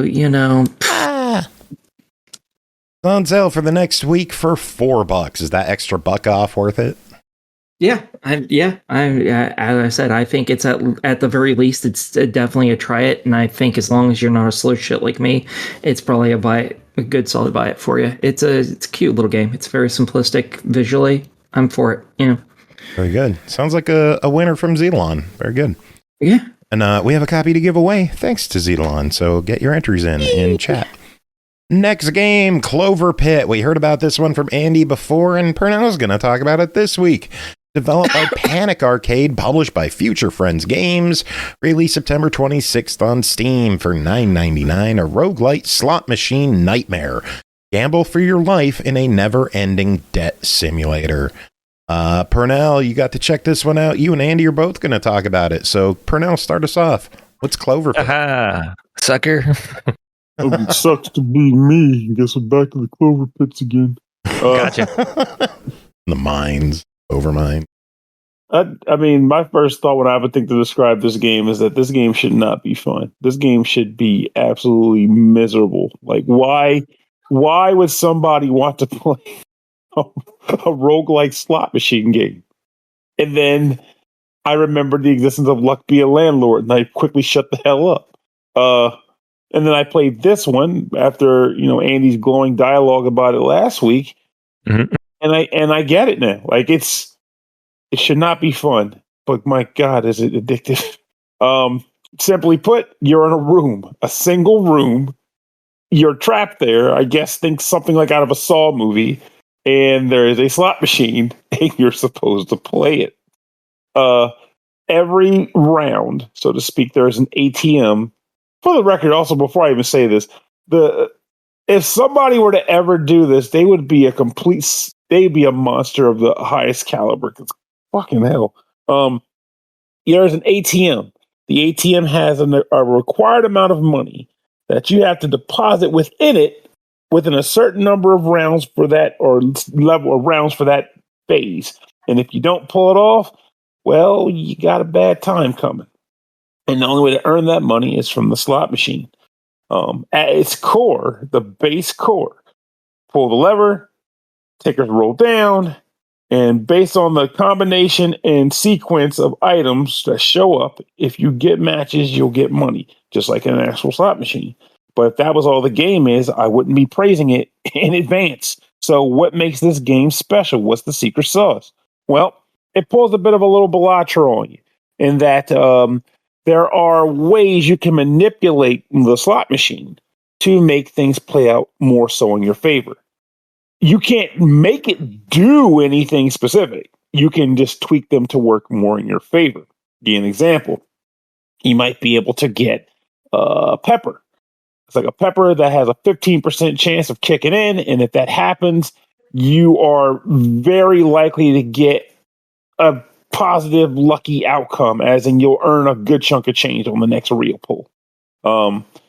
And the way you get items like what I'm describing is by way of an item, I guess like an item dispenser that's on behind the slot machine. Like if you turn around from the slot machine, facing away from it, that is there. And you'll generally have that's like 4 items at a time. That you can also spend money to reset it to get different things. I'm too poor to ever do that. So no, I don't do that. Some things are better than others. You might, for example, get access to an ability that you can trigger by pressing a button that will allow you to increase the odds of lemons, which is one of the slot objects to pop up on the reels. Each of those types of items, if you have to trigger it by using the button, has a certain number of charges associated with it, meaning every time you use it, you can't use it again for about like say 4 roulette rolls, which is how many rolls it takes to charge it back up to full. Fortunately, the game does have a way of displaying on the left and right sides of the slot machine a combination of both the odds and payout for every symbol match that you get, but also like variations of bonuses, such as like if you get 4 in a row, or the same object in the shape of a pyramid, or an inverted pyramid, or an entire screen filled with them. And due to the way this game works, unlike a real slot machine, you'll likely see a full screen jackpot at least multiple times in your life, or one of your lives, because you're going to die a lot. Also, in between rounds, let's actually do 2 things. One, you'll get more currency for the items that you can get from the dispenser machine. By every different round you play, whether you complete the overall phase or you keep going, you'll earn 1 clover ticket. That's the currency for the item dispenser. In addition, the earlier you complete a phase, so if it says you got 3 rounds to pay off a debt and you do it within 2, you'll get bonus tickets and bonus money. And that can be, again, used to buy items. But in between those phases, you'll get a phone call from a phone that says do not, and of course, there's a little bit of a graphicness that says do not trust. I don't know yet, but you'll get a phone call, and the phone call will offer you one of 3 or more, depending, bonuses that can be applied for the remainder of the run. And you will definitely want to take advantage of these every chance you get, because you can use all the help that you can get. But eventually you're going to die. And when that happens, you're thrown back into the game where you can try again.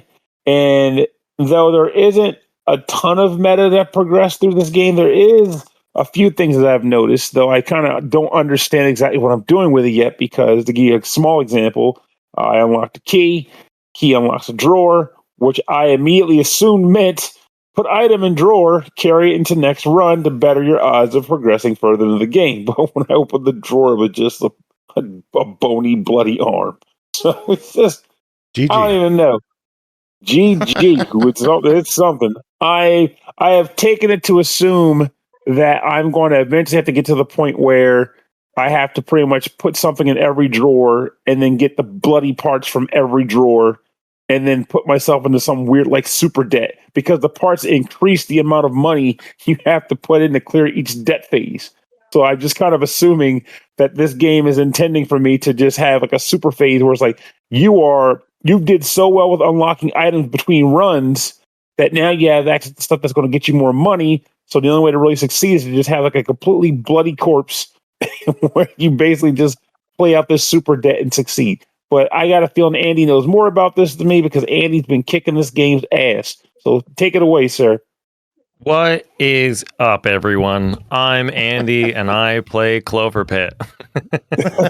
Hi, Andy. What's happening, guys?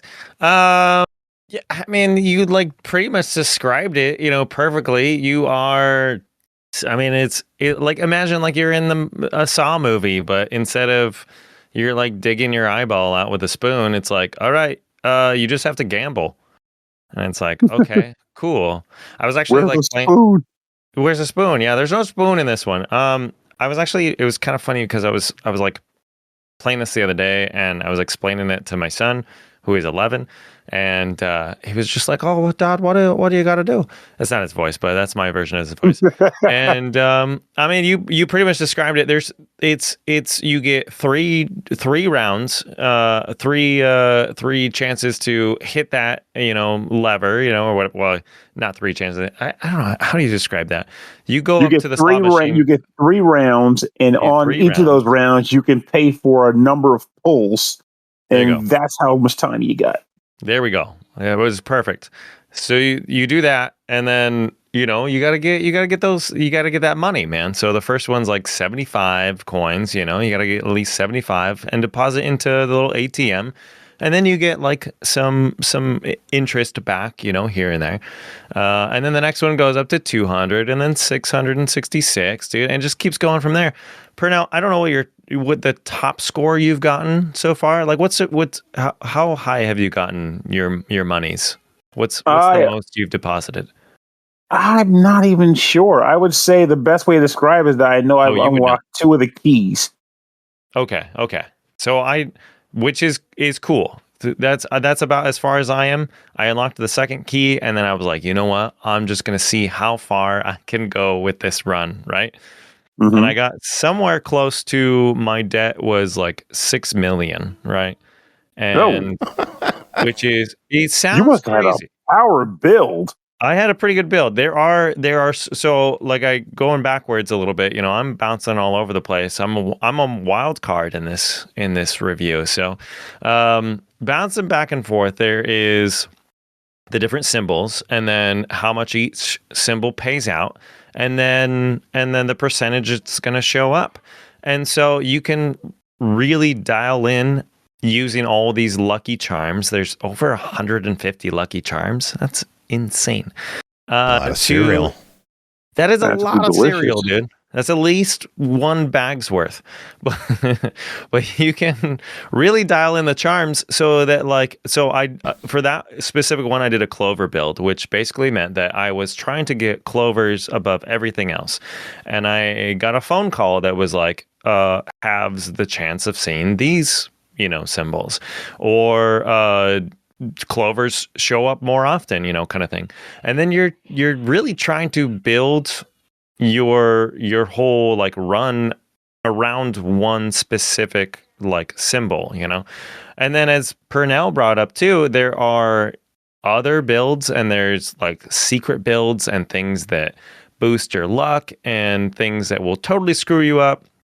And then other things that will screw you up, but screw you up in a way that you have other lucky charms that counteract that, and it's actually really good for you. The game is crazy, and it shouldn't be as good as it is.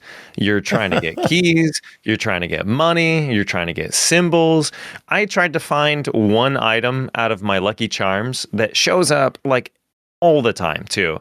And I'm spending most of my money just resetting the Lucky Charm little boxes to find it. I couldn't find it. It was the entire run, and I could not find it. It was insane. But yeah, the drawers are cool because you can kind of stash items you're not going to use, like if they're not working out for you, But anyway, going back to that clover build, I got it up to a 70, I want to say like a 78% chance that I would see clovers, right? And then I had more money coming in and more things, and I got up to, my debt was about 6 million, and I think I got somewhere around 5.8 million before I got hosed, right? I dropped into the pit. But let me just tell you this game is so insane that people come in while I'm playing this and they tell me, "Oh, have you reached this yet?" And I'm like, not to spoil anything, but have you reached this yet? And I'm like, no, I haven't. Have you done this yet? And I'm like, no. And so I'll talk to them a little bit, and they'll give me some tips and stuff like that. And I always pick their brain. I'm like, what's the highest number you've gotten? People come in and they tell me numbers that in my brain don't even make sense. It's like, it's like a 12 and then like 37 zeros after it. And I'm like, that's not even a real number. You made that up. It's like 26 times 10 to the like 80th power, or something like that. I'm like, you did no. It's so this game is wild, and even if you beat it, my good buddy that I work with beat it last night, right? Mm-hmm. You I don't want to tell you what happens, but anyway, it's pretty easy to figure out once you're playing this game, like what the end game kind of is or what the end goal is. But he beat it, and he's currently playing it still. He's back on it tonight. The one-armed bandit never lets go.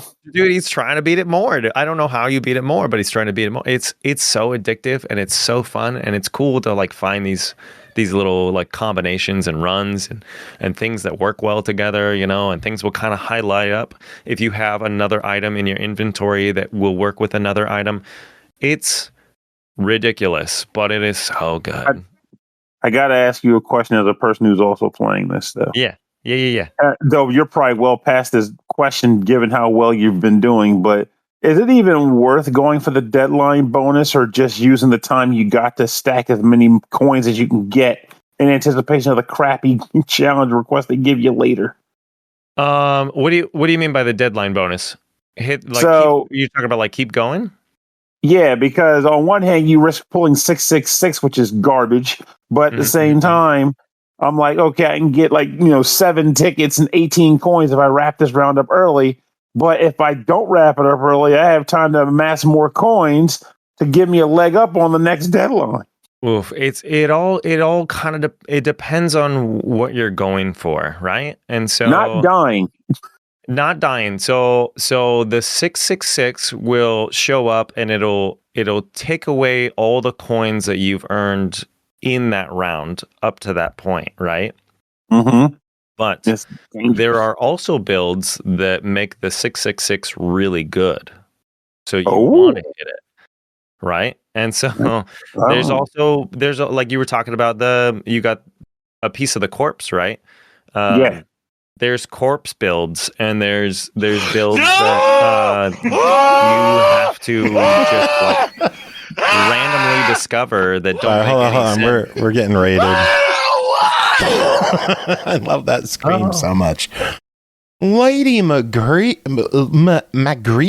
is that how you say it? Lady Magritte, thank you for coming in with your party of 11. Welcome in, viewers. We are talking about CloverPit on Steam right now. What's up, lady? Hi. Yeah. What y'all think of the clovers? Oh my gosh. So Pernell, to finish answering your question real quick, I'll wrap it up quick, but it literally depends on what you're trying to go for. So I have had runs where you get the option of either rolling 7 times, or 3 times. And if you go 7, you get 1 ticket. And if you go 3, you get 2 tickets. And so in my head, I'm trying to get a specific item from the shop. Don't have enough tickets. So I'll go for the 3 so I can get a little bit more, because once you start the next debt round, all the items in the shop reset again. So if you are trying to get a specific item, I would say hold off on depositing everything in. If you think you can hit a couple of like I did that clover round, and I know I was going to hit 666, at least once, but I kept pushing it because I knew I was going to get just an absurd amount of money. You know what I mean? Because it only takes away what you have made in that round. So if I have, for example, like 200,000 banked, and I've only made like 100, like 200, or we'll say like 10,000 coins, in this round, and then I get a 666. It's only going to take away that 10,000 that I made so far. But if my debt counter is still going up, like I can bank some of the coins and then deposit them later, always, kind of thing. But it all just kind of depends on what your build is, what your run is, what you want to do. If you want to make more money, more tickets, it's insane, dude. It's a crazy game. Yes, it's good. It's good stuff. And I again, I had no expectation of enjoying this game, and I was completely full of shit because this game is solid. Well, it's $10. What do you think? Easy buy recommendation. Easy buy. You can get 10. You can get 8 copies of this game instead of 1 copy of Borderlands 4. And probably enjoy it more too. Way more fun, dude. Yeah. We could say that because we don't get 2K games to review. That's what I'm saying, dude. What a call out. Oh, man. Definitely not getting them now. Next game, Star Station Frontier, developed and published by Synnergy Circle Games. Released October 8th, Xbox One, Series X and S, Xbox PC, $5 each. Star Station Frontier, a company specialized in exploring and investigating possible planets for colonization, was studying a new planet when suddenly the base was attacked by aggressive aliens. The crew was locked behind the security system, and only the rescue bot F580T can open a safe path for the crew to escape safely. Safe path, escape safely. Yeah. Aki, Star Station Frontier, what's going on here? And this, you play as a robot. You are a very, very shitty version of Johnny Five, I guess. And you're just a computer screen that's sitting on some treads. And you are moving around, opening gates and jumping up on top of the alien scum that's invading your ship and dying a lot. People are going to get a short circuit joke in 2025. 25 alive. I mean, considering how ancient all of the fuckers are that watch this, all of them. I both got the short circuit joke and the Homestar Runner joke. What's a robot? That actually was not not intentional. Yeah, no, I died because I don't know what that game is. Okay. You have to remember, Joe, I'm one of the youngest people that watch us. So if I understand the Johnny Five reference, everyone does. Yeah. So what does Johnny Five do in this game? Yeah, he goes around and he jumps on top of alien critters. You have to hit them very squarely, otherwise you take damage. And you can only take 3 bits of damage, and then you restart the whole level again. Woo!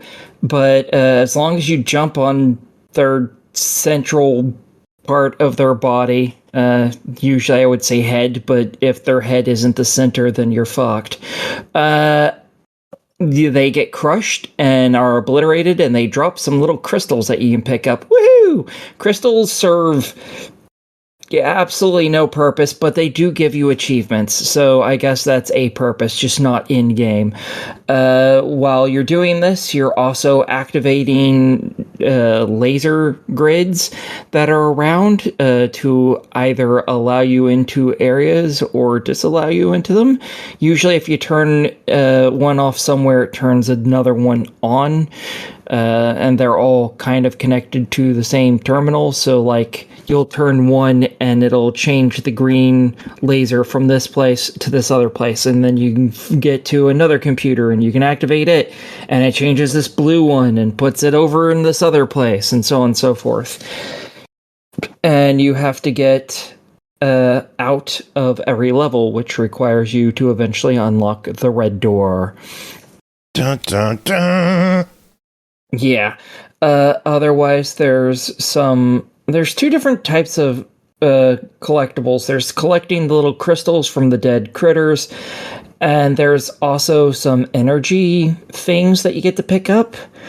I have no idea what purpose they serve. You will have to replay a couple levels in order to get them all, because there's actually exactly as many of them as you need as there are actually in the game, and 2 of them cannot be picked up in the game because the game puts them out of bounds, basically, because the game is well made. So you just replay other levels and collect them, and hopefully you get the achievement. And yeah, it wasn't a particularly difficult game. It's just really a thing about play Mario basically and activate lasers. I mean, it's a very simple game. This is children could easily get through this. $5.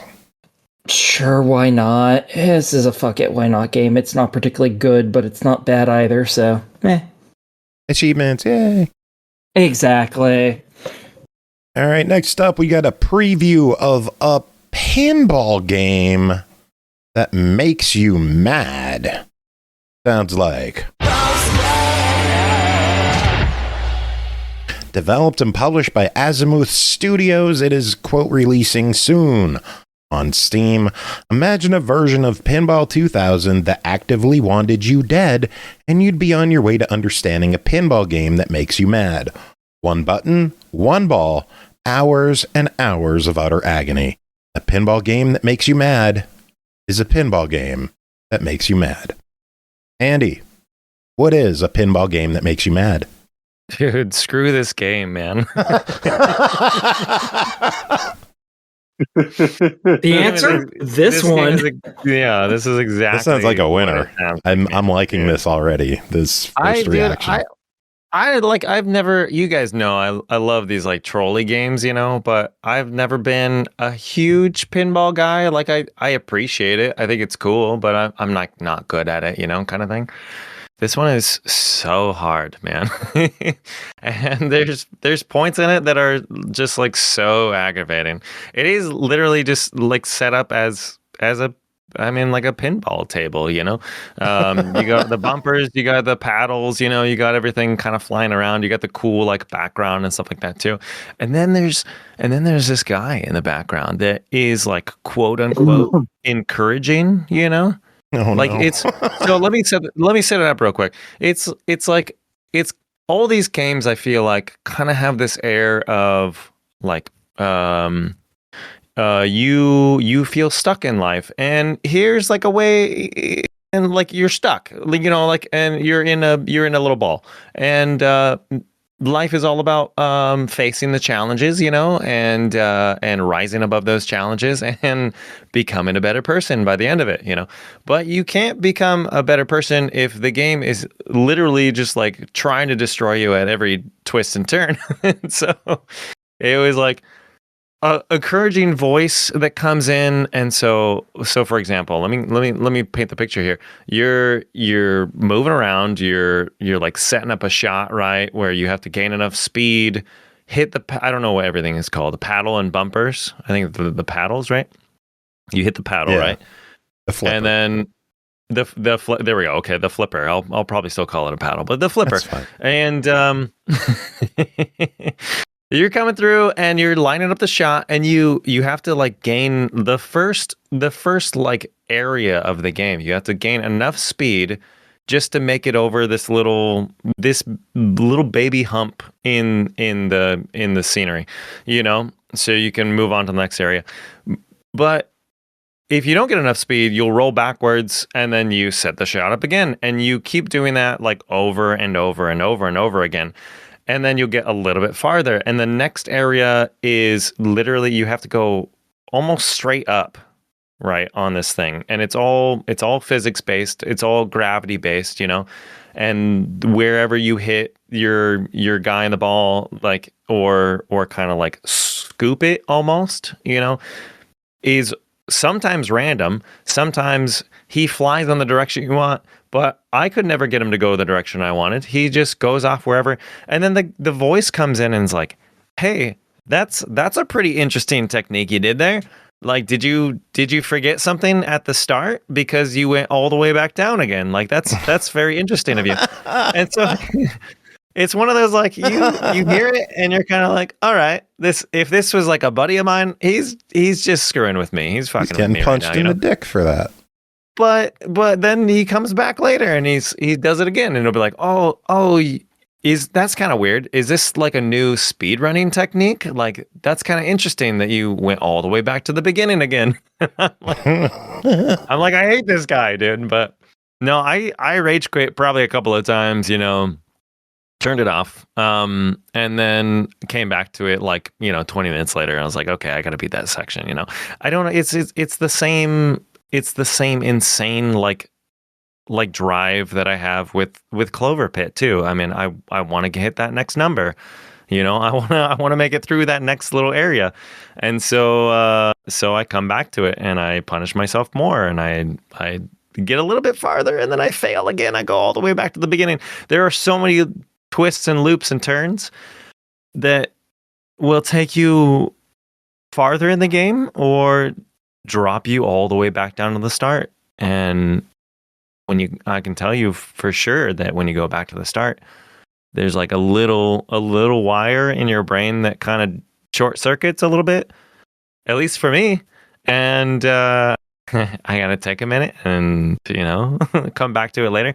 But honestly, the game it's a troll game. It's set up as I said before. It's set up to be one of those like mimics of life. Like, you know, life is hard.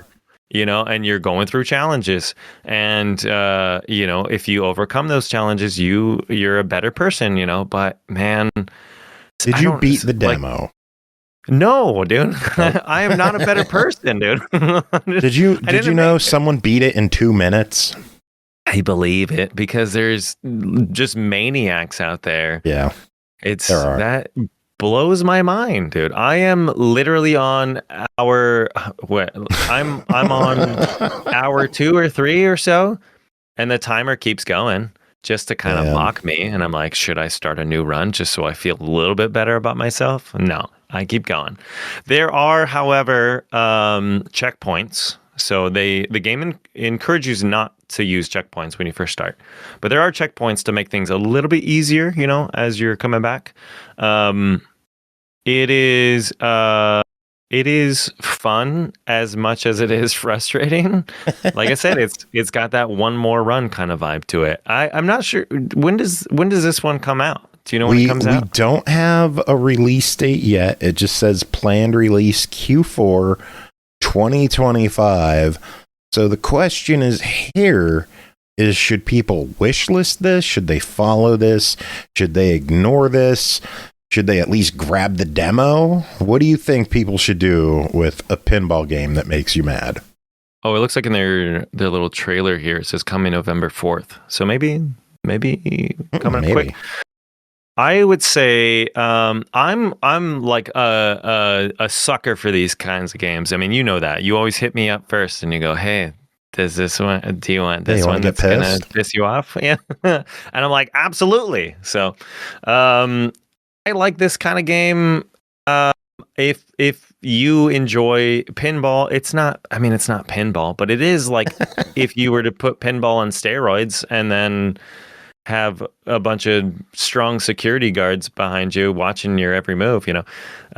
It's stressful. It's as stressful as it is rewarding when you finally make it up that little climb just to fall down again. So I would say throw it on your wish list if you like pinball games. There's different styles. There wasn't a whole lot that I can really talk about this game because I didn't get very far into it.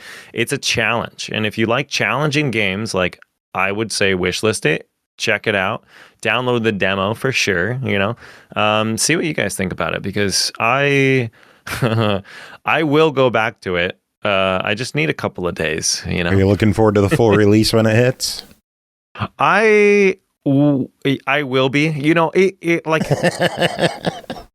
yes and no. It actually, so my brother actually showed me this one before you asked if I wanted to play it. And he was like, please play this so that I don't have to, because he will not touch a game like this. So I'm the guinea pig. I would definitely play this on the full release for sure. It reminds me of I mean, you guys know too. Baby Steps just came out not too long ago, and I was a huge fan of another really trolly game called Get to Work that also released some just insane DLC too for masochists. But I feel like this is that style game. I would buy it. I would play it. I probably would never beat it, but I would have a enjoyable time playing it while I did. So yeah, I would wishlist it. Check it out. Download the demo for sure, because it's fun. Very good. Well, if people like getting fucked, we got one more review. SML. After Dark. A Moment of Bliss and a Petal Among Thorns, developed and published by Keys to My Lockhart, released July 1st on Steam for $7.99.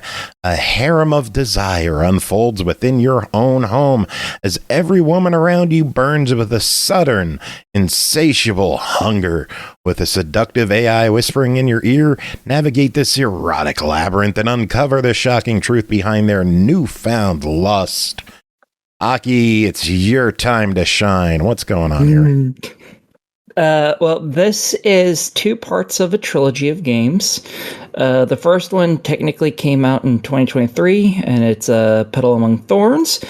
And basically, it's set with you and an individual that you can determine what their relation is to you. Go out on vacation with each other, and it is all about helping her get more comfortable with her body because she's, she doesn't feel very pretty and stuff, and you're all about trying to help her feel better about herself, become more confident and stuff. And then, things end up happening and y'all have a very good vacation. It's great fun. And yeah, you get introduced to a couple characters in this one. The main two characters are yourself and the individual named Petal, the young woman that you go on vacation with, hence the name. You'll find that with every game in this trilogy. Part of the actual name of the game has to do with one of the young women's names. So very fun. And yeah, y'all are just going up into the mountains into a cabin and just enjoying each other's time. It is a full-on adventure visual novel, so you get to make choices. They don't seem to super impact the narrative of the game. Just a few lines directly afterwards seems to be it, but everything else seems to be the same. So not too much to worry about. You get kind of introduced to a couple other characters that are somewhat but not super important, namely Chuck, which is a member of your family. He's the one who owned the cabin in the first place and is letting you all stay there for vacation, and his wife, Wendy. And yeah, basically you and this young woman, you fuck like rabbits, and it's great fun, all while trying to help her feel better about herself. And then comes the second game, and it's A Moment of Bliss, and it is all about you and Petal coming back from vacation, and now you're dealing with your ex-wife, current wife. I'm not really sure, because the first game tells you that it's the ex-wife, but like your first interaction is coming and living in the same home with this woman and calling her honey and stuff, and it seems like y'all might be on break, but not like maybe legally. I'm not entirely sure. And yeah, another young woman here named Bliss. Moment of Bliss. See, yeah, decides that, while the ex-wife Rose is off doing an interview in some other state, I guess, Bliss has decided she's going to help you figure your shit out. Because you and your ex-wife weren't doing too good for a long time before the two of you basically split up. And she's like, yeah, Rose is submissive and you're extremely passive, dude. And those two things don't work. You need to grow a pair and man the fuck up.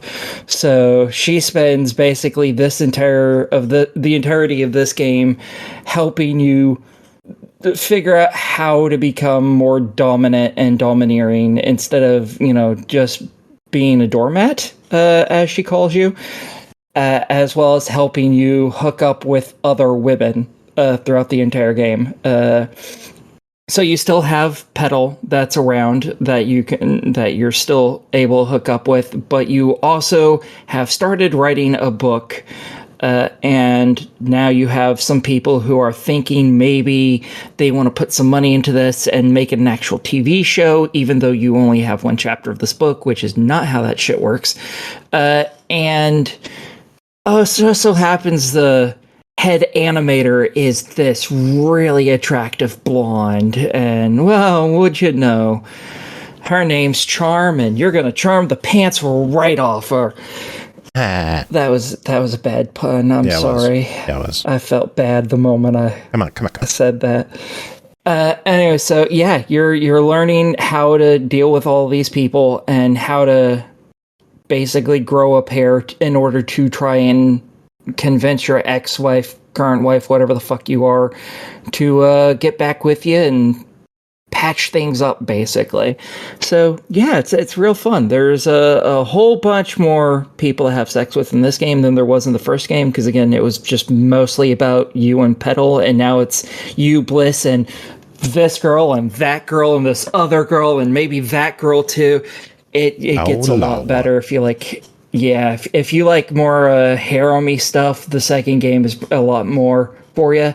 This one has, actually, I don't remember it actually having options, but instead it has a bunch of tiny point and click options in it instead.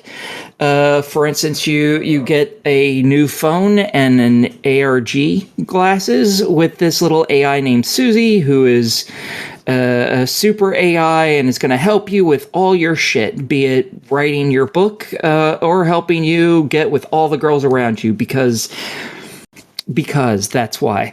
And yeah, so throughout the game, you have a little pop-up that'll appear on the upper right hand of your screen that's just an exclamation point, and you can go up there and click, and it allows you to pull out your phone and interact with it, usually either to get a message from one of the various women or to talk to Susie herself.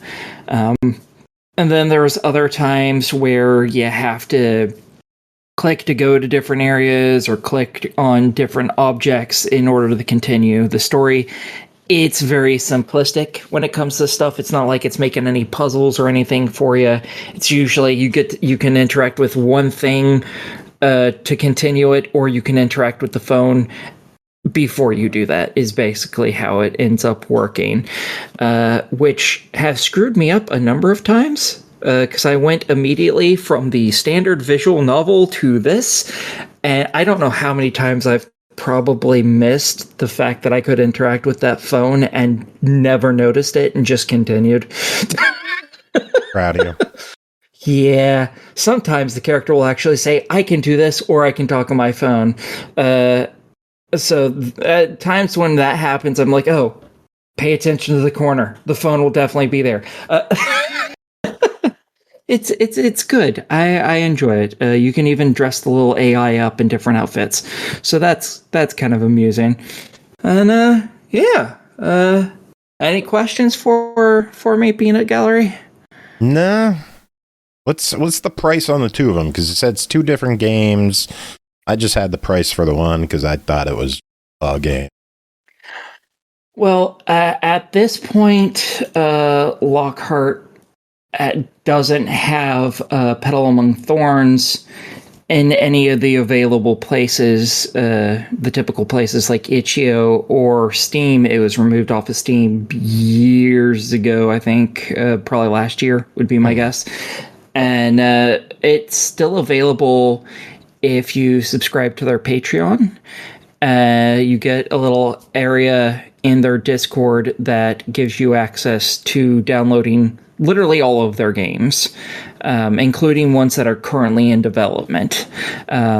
So that's how you go about getting a Petal Among Thorns. You can also get a Moment of Bliss and all their other games that way as well, just because Steam and Itch.io sometimes get pressured to start going a little ban crazy. It happens every so often. Lots of devs like this are kind of used to it. PayPal's pulled this stuff many times, so that's, if you want to get it, it's best to go to Patreon and subscribe to them, and then you get access to literally everything. and it's all direct downloads. Like it's all like Mega or Google downloads, all of them. So, all right. Well, what's your verdict? I really enjoy these. The first game wasn't as good because the writing was a little more stilted. Petal seemed to say things that just didn't seem like they would come out of someone. She's an 18-year-old, so it seemed like we were talking to like a 40-year-old, and the main character sounded extremely autistic.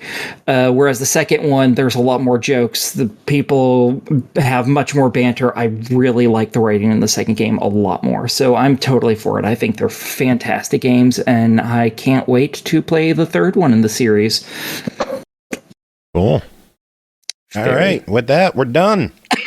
Made it through. We are finished.